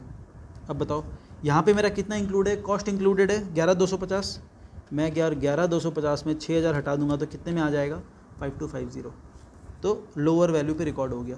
मैंने इसमें से जो एक्स्ट्रा वैल्यू था वो हटा दिया, तो ये जो इन्वेंट्री है जो मार्केट में नहीं बिक रहा है, पुराना माल है, वो मार्केट वैल्यू पे रिकॉर्ड हो गया, जो मैं इतना देर से आपको समझा रहा था कि inventory should be recorded at cost और मार्केट वैल्यू या फिर NRV which ever is lower.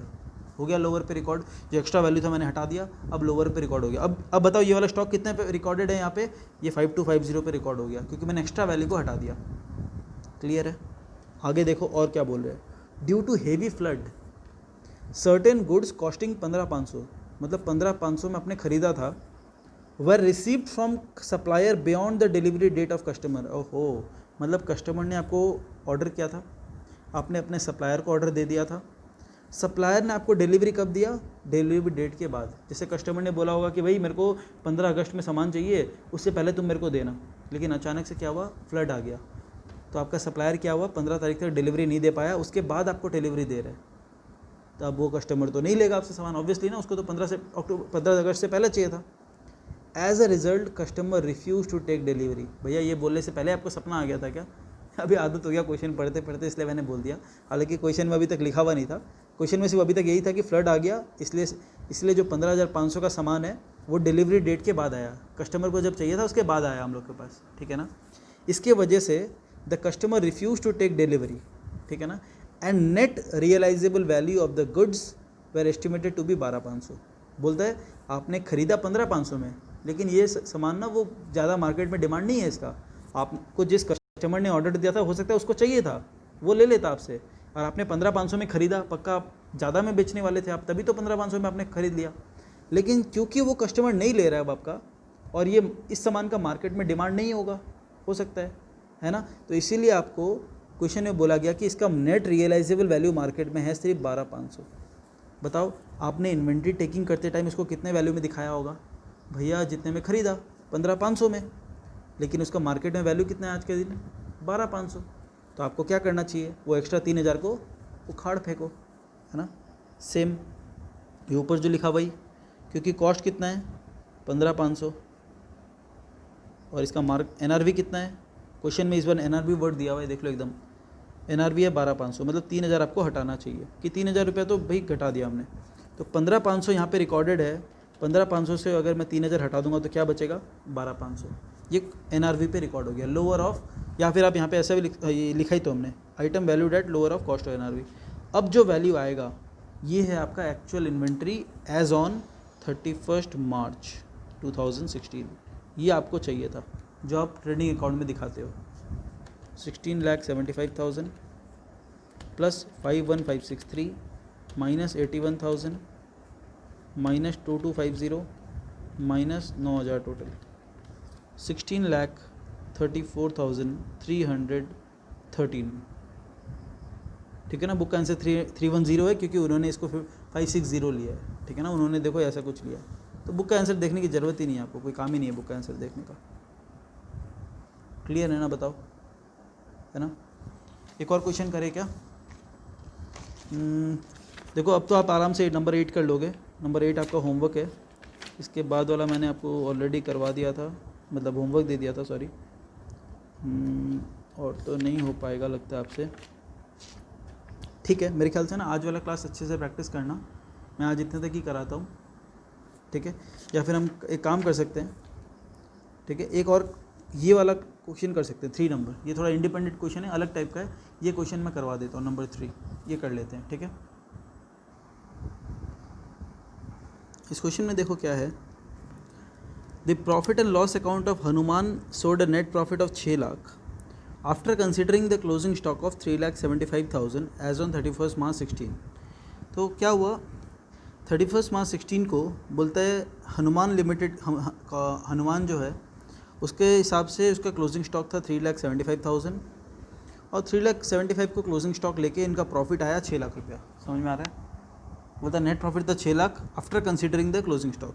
तो क्लोजिंग स्टॉक को इन्होंने 6 लाख रुपया लिया, सॉरी क्लोजिंग स्टॉक को इन्होंने 3,75,000 लिया, तो इनका प्रॉफिट आया 6 लाख रुपया, है ना। बाई क्लोजिंग स्टॉक इन्होंने लिखा 375, तो इनका प्रॉफिट आया 6 लाख रुपया, करेक्ट। सब्सिक्वेंटली मतलब ये बनाने के बाद भैया, मतलब फाइनल अकाउंट्स बन चुका है। हाँ भैया, फाइनल अकाउंट्स बन चुका है, तो जो भी एडजस्टमेंट होगा वो प्रॉफिट एंड लॉस एडजस्टमेंट से होगा। आपने रेक्टिफिकेशन में बताया था, क्या आप यहाँ पे भी वही कराओगे? बिल्कुल वही कराऊंगा। बताओ, रूल थोड़ी चेंज होता है। सब्सिक्वेंटली का मतलब क्या है कि जब आपने फाइनल अकाउंट्स बना लिया और प्रॉफिट निकाल लिया, सब कुछ कर लिया, उसके बाद आपको कुछ पता चला, तो ऑब्वियसली अभी कुछ गलती अगर होगा तो profit and loss adjustment account से ठीक होगा ना। अच्छा ठीक है भैया, तब ठीक है। आप अगर एक ही बात पे टिके हुए हो भैया, तब ठीक है। बोलते purchase for the year included 15,000 paid for new electrical fittings. ये जो क्वेश्चन है ये आपको थोड़ा थोड़ा रेक्टिफिकेशन का भी याद दिलाएगा और आपको इन्वेंट्री का भी दिमाग यहाँ पे लगाना है। क्वेश्चन क्या मांग रहा है पहले ये देख लो।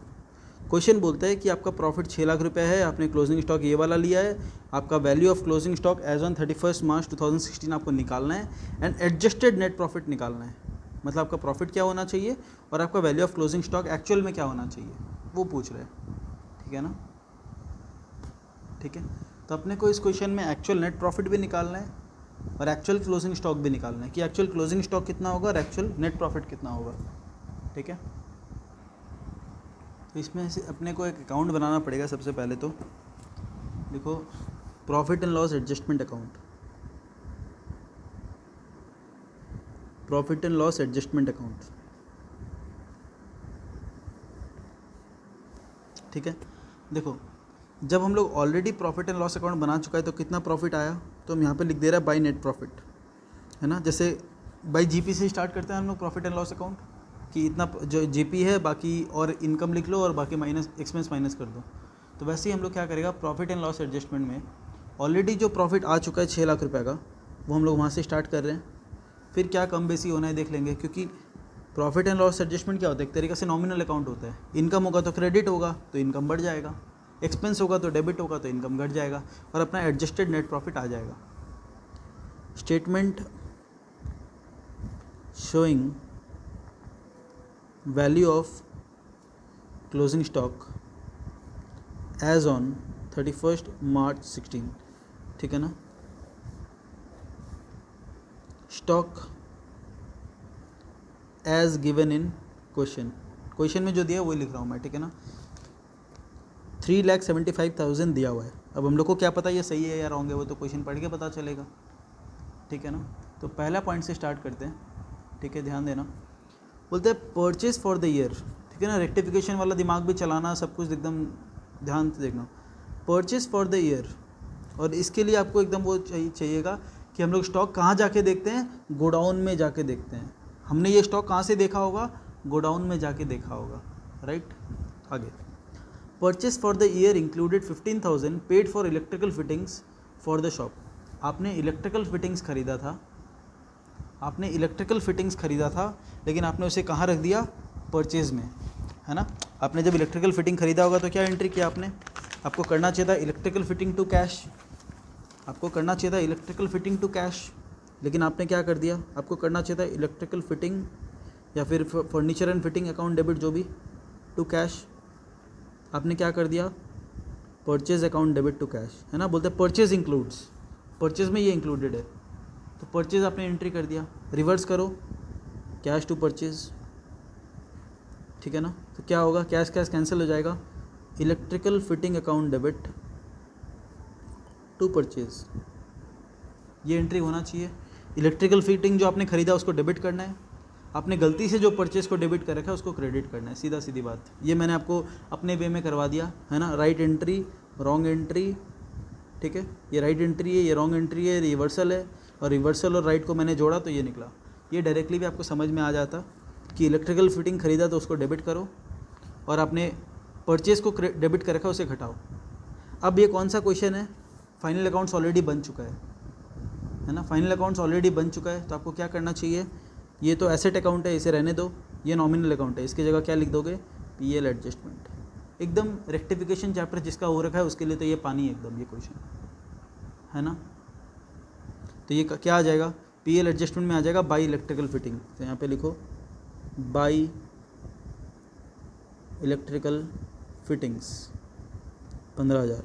अब आंसर में क्या लिखा हुआ है, इन्होंने कुछ और लिखा होगा, हो सकता है, नहीं ठीक है, यहाँ पे ठीक ही लिखा है। कई कई जगह ना हम लोग का जो नाम लिखेंगे वो मैच नहीं करेगा, हो सकता है, ठीक है ना, हालांकि इसमें सही लिखा हुआ है। भैया कुछ और तरीका है ये बताने का, चलो दूसरा तरीका बताता हूँ, ईजी तरीका। ये एक नॉमिनल अकाउंट है, प्रॉफिट होगा तो क्रेडिट, लॉस होगा तो डेबिट। आपने एक इलेक्ट्रिकल फिटिंग खरीदा था, उसको आपने परचेज मान लिया, मैं वापस यही पॉइंट बता रहा हूँ। आपने एक एसेट खरीदा, उसको आपने खर्चा मान लिया, तो खर्चा घटाएंगे तो क्या होगा, आपने एक एसेट खरीदा, उसको आपने खर्चा मान लिया था, एक एसेट को आपने खर्चा मान लिया, तो खर्चा कम करो अब, क्योंकि वो खर्चा तो नहीं है ना, एसेट है वो, खर्चा को कम करेंगे तो प्रॉफिट बढ़ेगा, तो क्रेडिट साइड में लिख दो, सिंपल। इतना एंट्री में झमेला में ही जाना है, तो सीधा देख लो, खर्चा घटेगा तो प्रॉफिट बढ़ेगा। अब आप सोचो, अब आते स्टॉक पे, बताओ स्टॉक में कोई गलती है क्या। भैया रुको हम बताते हैं। भैया आपने गोडाउन में जाके चेक किया होगा, जितना स्टॉक होगा आपने वही लिखा होगा, है कि नहीं। हमने ये स्टॉक कहाँ से लिखा, गोडाउन से देख के, फिजिकल वेरीफाइड, यहाँ लिख लो समझने के लिए, दिस इज़ फिजिकली वेरीफाइड, है ना। हम लोग जब भी स्टॉक देखते हैं वो फिजिकली देखते हैं, अगर रजिस्टर वाला होता तब ये गलत हो जाता। हम लोग कहाँ से देखते हैं, भैया क्वेश्चन में तो नहीं बोला, तो मैंने तो बोला ही आपको, आपने 11 में भी जो फाइनल अकाउंट्स पढ़ा है, जो ट्रेडिंग अकाउंट बनाया है, वहाँ भी जब बाई क्लोजिंग स्टॉक लिखते हो वो भी गोडाउन वाला होता है, फिजिकली वेरीफाई वाला होता है। अब आपको आपके टीचर ने क्या बोला है मेरे को नहीं पता कि रजिस्टर से होता है या कहाँ से होता है, लेकिन वो भी फिजिकली वेरीफाइड वाला होता है, वो गोडाउन में जाके चेक किया जाता है और वो स्टॉक हम लोग लिखते हैं ट्रेडिंग अकाउंट में, ठीक है ना। अच्छा अब बताओ, आपने ख़रीदा था इलेक्ट्रिकल फिटिंग, तो क्या ये आपका गोडाउन में दिखाई दिया होगा।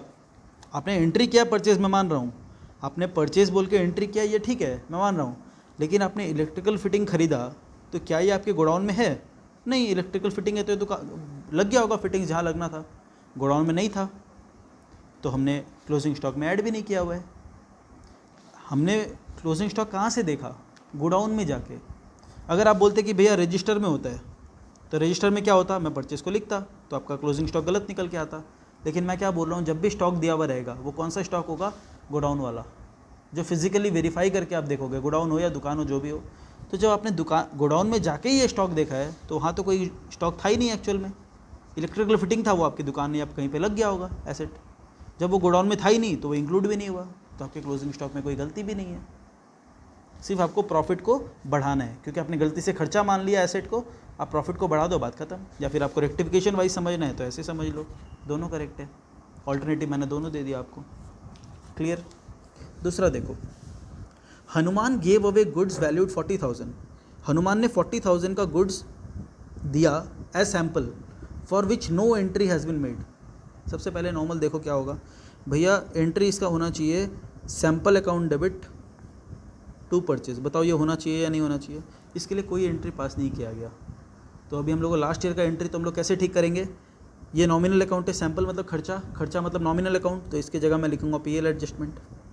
परचेज मतलब ये भी नॉमिनल अकाउंट, तो यहाँ भी आएगा पीएल एडजस्टमेंट। तो आप या तो एक काम कर सकते हो, या तो आप दोनों साइड लिखो 40-40, या फिर आप दोनों साइड छोड़ दो, क्योंकि डेबिट में भी आ रहा है पीएल एडजस्टमेंट, क्रेडिट में भी आ रहा है पीएल एडजस्टमेंट। तो या तो आप ऐसा कर सकते हो, यहाँ पे लिखो टू परचेज, देख लो पीएल एडजस्टमेंट टू परचेज लिख लो, यहाँ पे टू परचेज 40,000, और यहाँ पे लिख लो बाई सैम्पल, ताकि समझ में आ जाए बाई सैम्पल। भैया हमें ना ये सही नहीं लग रहा है, आप दोनों जगह 40-40 से जा रहे हैं, दोनों जगह पीएल एडजस्टमेंट है, काट दो दोनों को। चलो काट दिया, दोनों से हटा दो, बात ख़त्म। दोनों जगह मत लिखो, बात ख़त्म। अच्छा ठीक है भैया, अब गोडाउन वाली बात पे आते हैं। यहाँ क्लियर है, प्रॉफिट पे कोई फ़र्क नहीं पड़ेगा, क्योंकि आपने सैंपल दिया और आपका गुड्स माइनस हो जाएगा, है ना। ये एंट्री होता है, दोनों पीएल एडजस्टमेंट पीएल एडजस्टमेंट। अब मैं आता हूँ स्टॉक पे। स्टॉक देखो, आपने सैंपल दिया लेकिन कोई एंट्री पास नहीं किया। मैंने एंट्री पास नहीं किया, लेकिन आपने सैंपल दिया। सैंपल दिया मतलब गोडाउन से वो स्टॉक जा चुका है, गोडाउन से वो स्टॉक जा चुका है, आउट हो चुका है। आपने जब 31 मार्च को जब गोडाउन में जाके स्टॉक देखा, तो सही स्टॉक देखा होगा या गलत देखा होगा? भैया सही देखा होगा, क्योंकि वो स्टॉक जिसको जाना था वो ऑलरेडी जा चुका था। जो हमने सैंपल दिया वो तो ऑलरेडी जा चुका था। हालांकि अगर आप रजिस्टर बनाते तो आप क्या बोलते, नहीं भैया हमने तो एंट्री नहीं किया था, तो हमें और माइनस करना चाहिए स्टॉक को। अगर आप रजिस्टर बनाते तो ये बोलते ना कि भैया हमने तो कोई रजिस्टर में माइनस नहीं किया सैंपल को, हमें अब माइनस करना चाहिए। लेकिन आप याद रखो कि आपने गोडाउन में जाके देखा होगा, गोडाउन में तो ऐसा कोई माल था ही नहीं, क्योंकि वो ऑलरेडी सैंपल बोल के जा चुका था, ऑलरेडी सैंपल जा चुका था। तो बताओ क्लोजिंग स्टॉक में कोई गलती है? नहीं है भैया। नेक्स्ट में आ जाओ। Invoice of goods amounting to 2.5 lakh, invoice of goods amounting to 2.5 lakh were entered on 27 March but the goods were not included in stock. क्या बोलने का मतलब है नॉट इंक्लूडेड इन स्टॉक? मतलब पक्का ये क्या है, परचेज। बोलते हैं आपने गुड्स खरीदा 2.5 लाख रुपए का, ठीक है।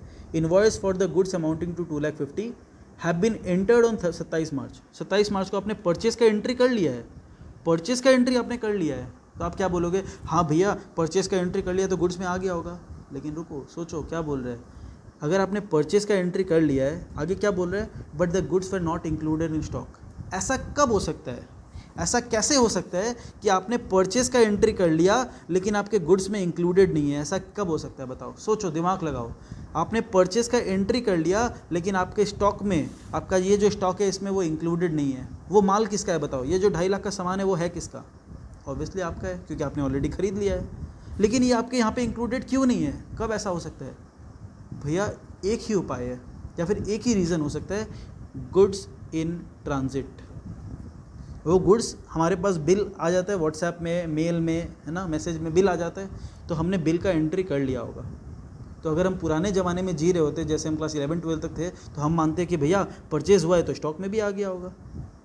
लेकिन क्या हुआ है बताओ, परचेज़ हुआ है, नहीं तो आप फिर माथा आपका तो चकरा जाता कि परचेज़ होके गुड्स में कैसे नहीं आया, है ना। तो आप बोलते नहीं भैया परचेज़ का एंट्री तो हो गया था, रजिस्टर में नहीं लिखा, यही सोचते आप। लेकिन ऐसा नहीं है, परचेज़ होने के बाद भी स्टॉक में इंक्लूडेड नहीं है। इसका मतलब क्या है, गुड्स आपके गोडाउन तक आया ही नहीं अभी तक।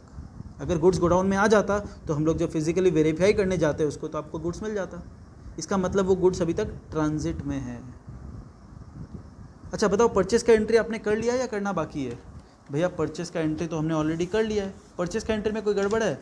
नहीं भैया, परचेज़ का एंट्री तो हमने ऑलरेडी कर लिया है। तो परचेज़ का एंट्री आपको वापस से नहीं करना, क्योंकि आपने ऑलरेडी परचेज़ का एंट्री कर रखा है। क्वेश्चन बोल रहा है परचेज़ का एंट्री कर रखा है, ठीक है, कोई दिक्कत नहीं है। स्टॉक में गड़बड़ है कि नहीं? हाँ भैया, इस गुड्स के मालिक तो हम लोग हैं, चाहे वो रास्ता में है लेकिन उसका मालिक कौन है? हम लोग हैं। तो हम लोग का स्टॉक में आना चाहिए, आना चाहिए। तो लिखो प्लस गुड्स इन ट्रांजिट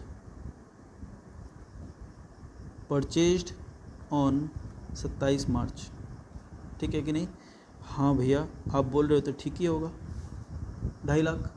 अब बताओ, जब हमने यहाँ पे और एक चीज़ आपको दिमाग लगाना पड़ेगा, थोड़ा सा फोकस करो। आपके हिसाब से क्लोजिंग स्टॉक कितना था? 375। तो जब आपने ट्रेडिंग बनाया होगा तो वहाँ पे बाई क्लोजिंग स्टॉक कितना लिखा होगा? ऑब्वियसली भैया ये क्या पागलों जैसे बात कर रहे हो, अगर हमारे हिसाब से क्लोजिंग स्टॉक 375 था तो हमने भी 375 ही लिखा होगा। बोलो हाँ या ना? ऑब्वियसली भैया हाँ, इसमें हाँ या ना बोलने की कोई बात ही नहीं है, ठीक है ना। अब बताओ जब ये क्लोजिंग स्टॉक आपके हिसाब से होना कितना चाहिए? ओ आप बोलना चाह रहे हो भैया कि क्लोजिंग, देखो परचेज में कोई गलती है नहीं है, तो प्रॉफिट लॉस में यहाँ पे एक बार के लिए कोई गलती नहीं है। परचेज का एंट्री आपको नहीं करना है, पहली बात। अगर आपका क्लोजिंग स्टॉक बढ़ रहा है तो आपको बाई क्लोजिंग स्टॉक को भी बढ़ाना चाहिए, 2.5 लाख रुपया और लिखना चाहिए यहाँ पे। क्लोजिंग स्टॉक भी तो आएगा ना, आपने सिर्फ परचेज की एंट्री करके छोड़ दी, क्लोजिंग स्टॉक भी तो बढ़ेगा, और क्लोजिंग स्टॉक बढ़ेगा तो प्रॉफिट भी बढ़ेगा, क्लोजिंग स्टॉक बढ़ेगा तो प्रॉफिट भी बढ़ेगा। तो यहाँ पे लिखो by stock goods in transit 2.5 lakh. ऐसे भी closing stock by closing stock बोल के आता है, प्रॉफिट बढ़ाता है, तो आप प्रॉफिट को बढ़ाने के लिए यहाँ पे लिख दो बाई स्टॉक या बाई क्लोजिंग स्टॉक। क्लियर है? यहाँ पे स्टॉक में गलती था, एक थंब रूल समझ लो, स्टॉक में गलती है तो ऑब्वियसली प्रॉफिट में गलती होना ही है। अगर आपने यहाँ लिखते टाइम स्टॉक में गड़बड़ किया है तो प्रॉफिट में तो गड़बड़ ऑटोमेटिकली हो गया। लेकिन यहाँ पे परचेज एंट्री करने में कोई दिक्कत नहीं है। परचेज एंट्री दिक्कत होता तो हम लोग यहाँ पे लिखते और टू परचेज और लिखते हैं, लेकिन परचेज एंट्री ऑलरेडी हो रखा है, आपको उसमें दिमाग नहीं लगाना है, ठीक है ना।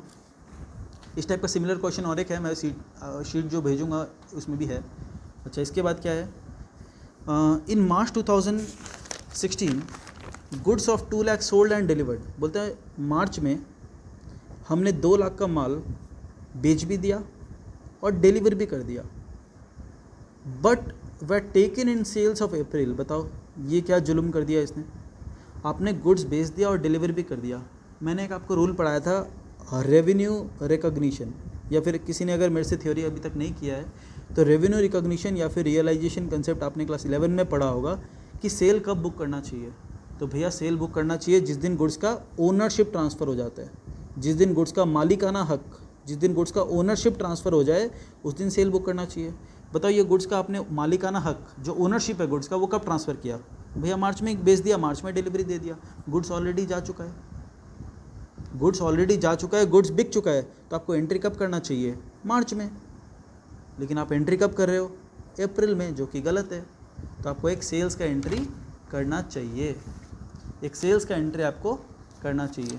सेल्स का एंट्री करोगे तो क्या होगा बताओ? भैया सेल करेंगे तो प्रॉफिट बढ़ेगा। तो बाई सेल्स, कितना का सेल है बताओ? भैया 2 लाख का, 2 लाख का सेल रिकॉर्ड कर दो। अब सोचो कोई स्टॉक में कोई गड़बड़ी है क्या? भैया रुको, आपके हिसाब से ये इस साल का सेल है कि नहीं? हाँ, मतलब गुड्स जाना चाहिए? हाँ जाना चाहिए। जब आप गोडाउन में गए देखने के लिए तो क्या वो गुड्स वहाँ पे था? नहीं, वो तो ऑलरेडी जा चुका था, क्योंकि goods have been sold and delivered. और जाना भी चाहिए था क्योंकि आपने भी सेल मान लिया इसे। अब तो आपके हिसाब से ये सेल है और वो गुड्स ऑलरेडी जा चुका है, तो बताओ आपका ये क्लोजिंग स्टॉक सही है या गलत है? भैया बिल्कुल सही है, जाना चाहिए था गुड्स ऑलरेडी। तो हम जब गोडाउन में गए तो हमको तो वो गुड्स मिला ही नहीं, क्योंकि वो गुड्स तो ऑलरेडी जा चुका था। तो जो गुड्स यहाँ पे है वही हमारा है, जो गुड्स यहाँ पे है वही तो हमारा है ना, जो बिक चुका है वो तो ऑलरेडी जा चुका है। तो इस क्लोजिंग स्टॉक में कोई प्रॉब्लम नहीं है। सिर्फ सेल का एंट्री नहीं हो रखा था तो हमने एक सेल का एंट्री पास कर दिया, ठीक है ना, सेल यहाँ पे आ गया। भैया इसका तो ऐसा होना चाहिए था हमारे हिसाब से, डेटर टू सेल्स। हमारे हिसाब से ना, आप अगर रेक्टिफिकेशन से इसे लिंक कर रहे हो तो ये होना चाहिए debtor account debit to sales. इसको तो आप चेंज कर नहीं सकते, इसके जगह लिखोगे पीएल एडजस्टमेंट। तो आपके हिसाब से यहाँ पे आना चाहिए था बाई डेटर। चलो लिख लो बाई डेटर, कोई दिक्कत नहीं है, मुझे कोई प्रॉब्लम नहीं है। अगर आप एग्जैक्ट वही एंट्री करना चाहते हो तो देख लो, कोई दिक्कत नहीं है। सही है ना? हाँ भैया अब सही है, अब हमें कोई दिक्कत नहीं है। भैया आप सेल्स की जगह डेटर लिखो, हम एकदम संतुष्ट है, क्योंकि इसका एंट्री ये होगा डेटर टू सेल्स। ये नॉमिनल अकाउंट है, इसके जगह आ जाएगा पीएल एडजस्टमेंट, तो हम लोग लिखेंगे बाई डेटर। तो कोई प्रॉब्लम नहीं है, आपको जैसा अच्छा लगे आप ऐसा करें। समझ में आ रहा है ना? हाँ भैया समझ में आ गया। लास्ट एंट्री अप्रूवल बेसिस वाला क्वेश्चन है, थोड़ा ध्यान देना। बोलता है गुड्स कॉस्टिंग 75,000 कॉस्टिंग है ये, were sent on approval basis in March. March में आपने गुड्स भेजा जो अप्रूवल बेसिस पे भेजा आपने, ठीक है ना, at a margin of 33 1/3 on cost. तो ये भी कॉस्ट है, तो प्लस प्रॉफिट कितना है 1/3। 33 1/3 मतलब उतना ही होता है, कितना हो गया ये? तो भैया 25,000 रुपया। निकाल के देख लेना चाहे तो इसका सेलिंग प्राइस कितना है, 1 लाख रुपये है कि नहीं। हाँ, मतलब आपने 75,000 का गुड्स को 25,000 प्रॉफिट कमा के 1 लाख रुपये में भेजा अप्रूवल बेसिस पे, राइट या रॉन्ग? बिल्कुल राइट, अप्रूवल बेसिस पे भेजा। तो जिस दिन अप्रूवल बेसिस से भेजा होगा उसका सेल का एंट्री कर लिया होगा हमने, हाँ कर लिया होगा। अब जिसने सेल ऑन अप्रूवल बेसिस नहीं किया उसको मैं थोड़ा सा ही मैं सिर्फ बता रहा हूँ, उसको वेट करना पड़ेगा अप्रूवल बेसिस क्या होता है। अप्रूवल बेसिस मतलब सोच लो कि कोई नया टाइप का बिजनेस कर रहे हो आप, नया गुड्स का बिजनेस कर रहे हो, तो आपको क्या करना पड़ता है, वो गुड्स आपको देना पड़ता है दुकानदारों को, बोलता है भैया आप रख लो, बिक जाएगा तब पैसा दे देना, है ना। तो आप उस पर जिद तो नहीं कर सकते ना, दुकानदार बोल देगा नहीं सैमसंग ही बिकता, मैं तो नहीं रखूँगा नया मोबाइल। तो आप बोलोगे नहीं सर हमारा नया मोबाइल आया, हमारा कंपनी का नाम है वीवो, प्लीज़ रख लो सर, आपने नाम कभी नहीं सुना लेकिन प्लीज़ सर हम बोल रहे हैं आपको 2 साल के अंदर ये चमकेगा। तो बोला भाड़ में जा, सैमसंग बेचूंगा मैं। तो आपको क्या करना, स्टार्टिंग में सैमसंग को, वीवो को क्या करना पड़ा होगा, सर प्लीज़ रख लो दुकान में, बिक जाएगा तब पैसा दे देना, नहीं बिके तो रिटर्न दे देना, सर रख लो। लेकिन तो नया कंपनी जो भी आता है उसे यही करना पड़ता है। तो अप्रूवल बेसिस पे उसने माल देना चालू कर दिया। 75,000 उसका खरीद रेट था, 25,000 रुपये का प्रॉफिट कमा के 1 लाख में उसने सेल रिकॉर्ड किया होगा। जैसे उसने माल दिया होगा सेल रिकॉर्ड कर लिया होगा। अब इसके पास अप्रूवल बेसिस में दुकानदार के पास, जिस दुकान को उसने दिया, जिस कस्टमर को उसने दिया, मान लो चाहे मैं डिस्ट्रीब्यूटर के लिए रिटेलर तो कस्टमर हो गया ना, तो जिस भी दुकानदार को उसने बेचने के लिए दिया तो उस दुकानदार ने अभी तक एक्सेप्ट नहीं किया है। वो बोलता है ठीक है जब बेचेगा तब देखा जाएंगे। डिस्ट्रीब्यूटर ही बोल रहा है कि भाई जब बिकेगा तब पैसा देना, तो मैं क्यों माथा मारूँ, तो पड़ा है उसके पास, उसने अभी तक अप्रूवल नहीं दिया कि मैंने खरीद लिया बोल के। दो अप्रूवल वॉज गिवन इन अप्रैल। अच्छा, दुकानदार क्या बोल रहा है डिस्ट्रीब्यूटर को कि ठीक है यार अप्रैल में बोल रहा है कि ठीक है मैं रख लेता हूँ, लेकिन बताओ बुक्स कब क्लोज करेगा? जो डिस्ट्रीब्यूटर है, जो माल बेचता है, वो बुक्स कब क्लोज करेगा? मार्च को। ऑलरेडी उसने सेल बुक कर लिया कि नहीं किया? हाँ भैया सेल तो बुक कर लिया, सेल ऑलरेडी रिकॉर्ड कर लिया ना। अब बताओ एज ऑन 31 मार्च दुकानदार की तरफ से कोई खबर आया कि वो रखेगा नहीं रखेगा? नहीं। तो आप इसे सेल कैसे मान सकते हो बताओ? आपने सेल मान रखा है, इनकम बुक कर रखा है, लेकिन अभी तक तो अप्रूवल ही नहीं आया कि वो माल रखेगा या नहीं। तो आपको क्या करना चाहिए, सेल रिटर्न कर लेना चाहिए। ये जिसने ये चैप्टर कर रखा है उसको अच्छे से पता है, जिसको नहीं पता थोड़ा सा वेट कर लेना। तो उसको सेल रिटर्न का एंट्री पास करना पड़ता है कि भाई ये माल तो अप्रूव हुआ नहीं है, क्या पता वो रखेगा या नहीं रखेगा, तो सेल रिटर्न मारना पड़ता है। दो approval was given in April, these were taken as sales for the March. बोलते हैं मार्च में सेल्स बोल के छोड़ दिया। ये इसने क्या किया, मार्च में सेल्स मान के छोड़ लिया, इसका सेल रिटर्न का एंट्री पास नहीं किया। बताओ मुझे क्या करना चाहिए? भैया सीधा सा बात है, आपको एक सेल रिटर्न का एंट्री पास करना चाहिए। तो एंट्री क्या होगा, sale return account debit to debtor. कितने दाम में? 1 लाख रुपए में। बताओ कौन सा अमाउंट नॉमिनल अकाउंट है? ये नॉमिनल है, इसके जगह क्या आ जाएगा, पीएल एडजस्टमेंट। रेक्टिफिकेशन अगर कर रखा है तो आपको इसमें दिक्कत नहीं आ रही होगी। तो मैं लिखूँगा टू डेटर और ब्रैकेट में लिख दूंगा क्यों लिख रहा हूँ टू डेटर। यह है sales return, sales on approval basis लिख लो, चलो अच्छा रहेगा। अप्रूवल बेसिस अज्यूम्ड रिटर्न ऐसे लिख लो चाहे, है ना, ये तो ऐसे रफ है ना, एज्यूम्ड रिटर्न 1 लाख रुपया। अब बताओ स्टॉक में क्या होगा, ये गुड्स है किसके पास, ये माल किसके पास है? अच्छा पहले बताओ ये गुड्स का वैल्यू कितना है, 75,000 या 1 लाख या 25,000? भैया हमारे लिए ये गुड्स का वैल्यू है 75,000, जो दुकानदार खरीद रहा है उसके लिए वैल्यू है 1 लाख। तो हम किसकी बात कर रहे हैं, हमारी बात कर रहे हैं ना। तो हमारा इन्वेंट्री अगर हम लोग इसको गुड्स मान लेंगे तो ये कितना वैल्यू में रिकॉर्ड होगा, हमारे कॉस्ट पे। कभी भी सेल वैल्यू पे रिकॉर्ड होता है क्या इन्वेंट्री? नहीं। तो यहाँ पे आप ये मिस्टेक कर सकते हो, है ना, ये डेंजर है, डेंजर। तो अब बताओ ये गुड्स है किसके पास, ये 1 लाख रुपये या 75 जो भी आप बोल रहे हो, ये गुड्स है किसके पास? भैया वो तो दुकानदार के पास है, क्योंकि अभी तक तो दुकानदार के पास ही है ना, दुकानदार के पास ही पड़ा है। जब आप गोडाउन पे गए 31 मार्च को गुड्स चेक करने के लिए, क्या वो आपके पास था? नहीं भैया, वो तो दुकानदार के पास था। तो क्या वो यहाँ पे इंक्लूडेड है? नहीं भैया, यहाँ पे इंक्लूडेड नहीं है, क्योंकि वो तो दुकानदार के पास था। आप जब गोडाउन में गए तो वो तो आपके पास था ही नहीं वो माल। लेकिन बताओ इस सामान का मालिक एज ऑन 31 मार्च ये गुड्स का जो डील हुआ है इसका मालिक कौन? भैया हम लोग, क्योंकि उसने अभी तक अप्रूवल दिया नहीं, हमने सेल रिटर्न मान लिया इसे। तो ये गुड्स का मालिक कौन बन गया वापस से? हम लोग बन गए। तो ये हमारे स्टॉक में आना चाहिए कि नहीं आना चाहिए? भैया आना चाहिए, गुड्स ऑन अप्रूवल। तो हमारे हिसाब से 75,000 का और स्टॉक है, वो हमारा है। अब बताओ, वापस से इसी टॉपिक पे आता हूँ मैं। आपने यहाँ पे क्लोजिंग स्टॉक कितना लिखा होगा? 375, लेकिन आपका 75 और बढ़ना चाहिए था, क्लोजिंग स्टॉक अगर 75 बढ़ जाएगा तो प्रॉफिट भी 75,000 से बढ़ जाएगा। तो आप यहाँ पे लिखो by stock with customer, stock with customer कितना का 75,000। इसको डेंजर मार्क कर देना, गलती से भी 1 लाख मत लिख देना, कॉस्ट होगा हमारा, कॉस्ट हमारे बुक्स में तो कॉस्ट पे रिकॉर्ड होगा ना। अच्छा भैया, हाँ हाँ हाँ ठीक है। बताओ कोई दिक्कत? थोड़ी सी दिक्कत हो सकती है, मेरे को पता है, थोड़ा प्रैक्टिस का आपको ज़रूरत है इसका। ठीक है, टोटल करो, देखो कितना आ रहा है। 6 लाख का प्रॉफिट था, 15,000 का खर्चा कम किया हमने, बाप रे, 40,000 का सैंपल, 2.5 लाख का क्लोजिंग स्टॉक बढ़ेगा तो प्रॉफिट बढ़ेगा, 2 लाख का सेल करेगा तो प्रॉफिट बढ़ेगा, 75 का स्टॉक बढ़ेगा तो प्रॉफिट बढ़ेगा, माइनस 40,000 का सैंपल देंगे तो खर्चा होगा, 1 लाख का गुड्स रिटर्न आएगा तो प्रॉफिट माइनस होगा। तो ये आ गया 2 एडजस्टेड नेट प्रॉफिट। ये आपका असली नेट प्रॉफिट है।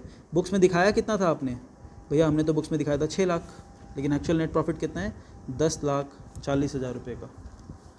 ये टोटल कर लेना यहाँ पे, शायद कितना 11,80,000 आएगा। ठीक है। क्लोजिंग स्टॉक कितना है? Value of stock as on 31 March, ये एक्चुअल वैल्यू है, कितना होगा? 3,75,000,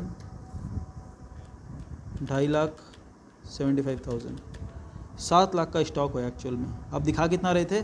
375।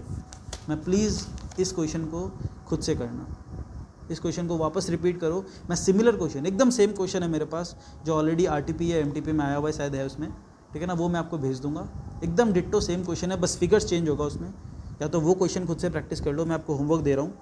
एक तो आपका होमवर्क रहेगा, कौन सा क्वेश्चन मैंने बोला था, इलस्ट्रेशन 8, और एक मैं आपको दूंगा, ये सेम ऐसा क्वेश्चन है, वो आपको मैं पीडीएफ भेजूंगा, क्वेश्चन भेजूंगा, वो आपके लिए होमवर्क है, ठीक है ना, सिमिलर टू प्रैक्टिकल 3। प्रैक्टिकल 3 के सिमिलर एक क्वेश्चन है, वो आपको मैं भेजूंगा, वो आपके लिए होमवर्क रहेगा। तो आपका ये वाला प्रैक्टिस भी हो जाएगा, ठीक है ना। Thank you so much. मेरे को पता है क्लास थोड़ा सा लंबा हो गया, ठीक है ना, कोई बात नहीं है, थोड़ा चलता है। फेस टू फेस होता तो इससे भी ज़्यादा लंबा होता, ठीक है। इतना तो आपको झेलना पड़ेगा मुझे। चलो bye bye, thank you so much.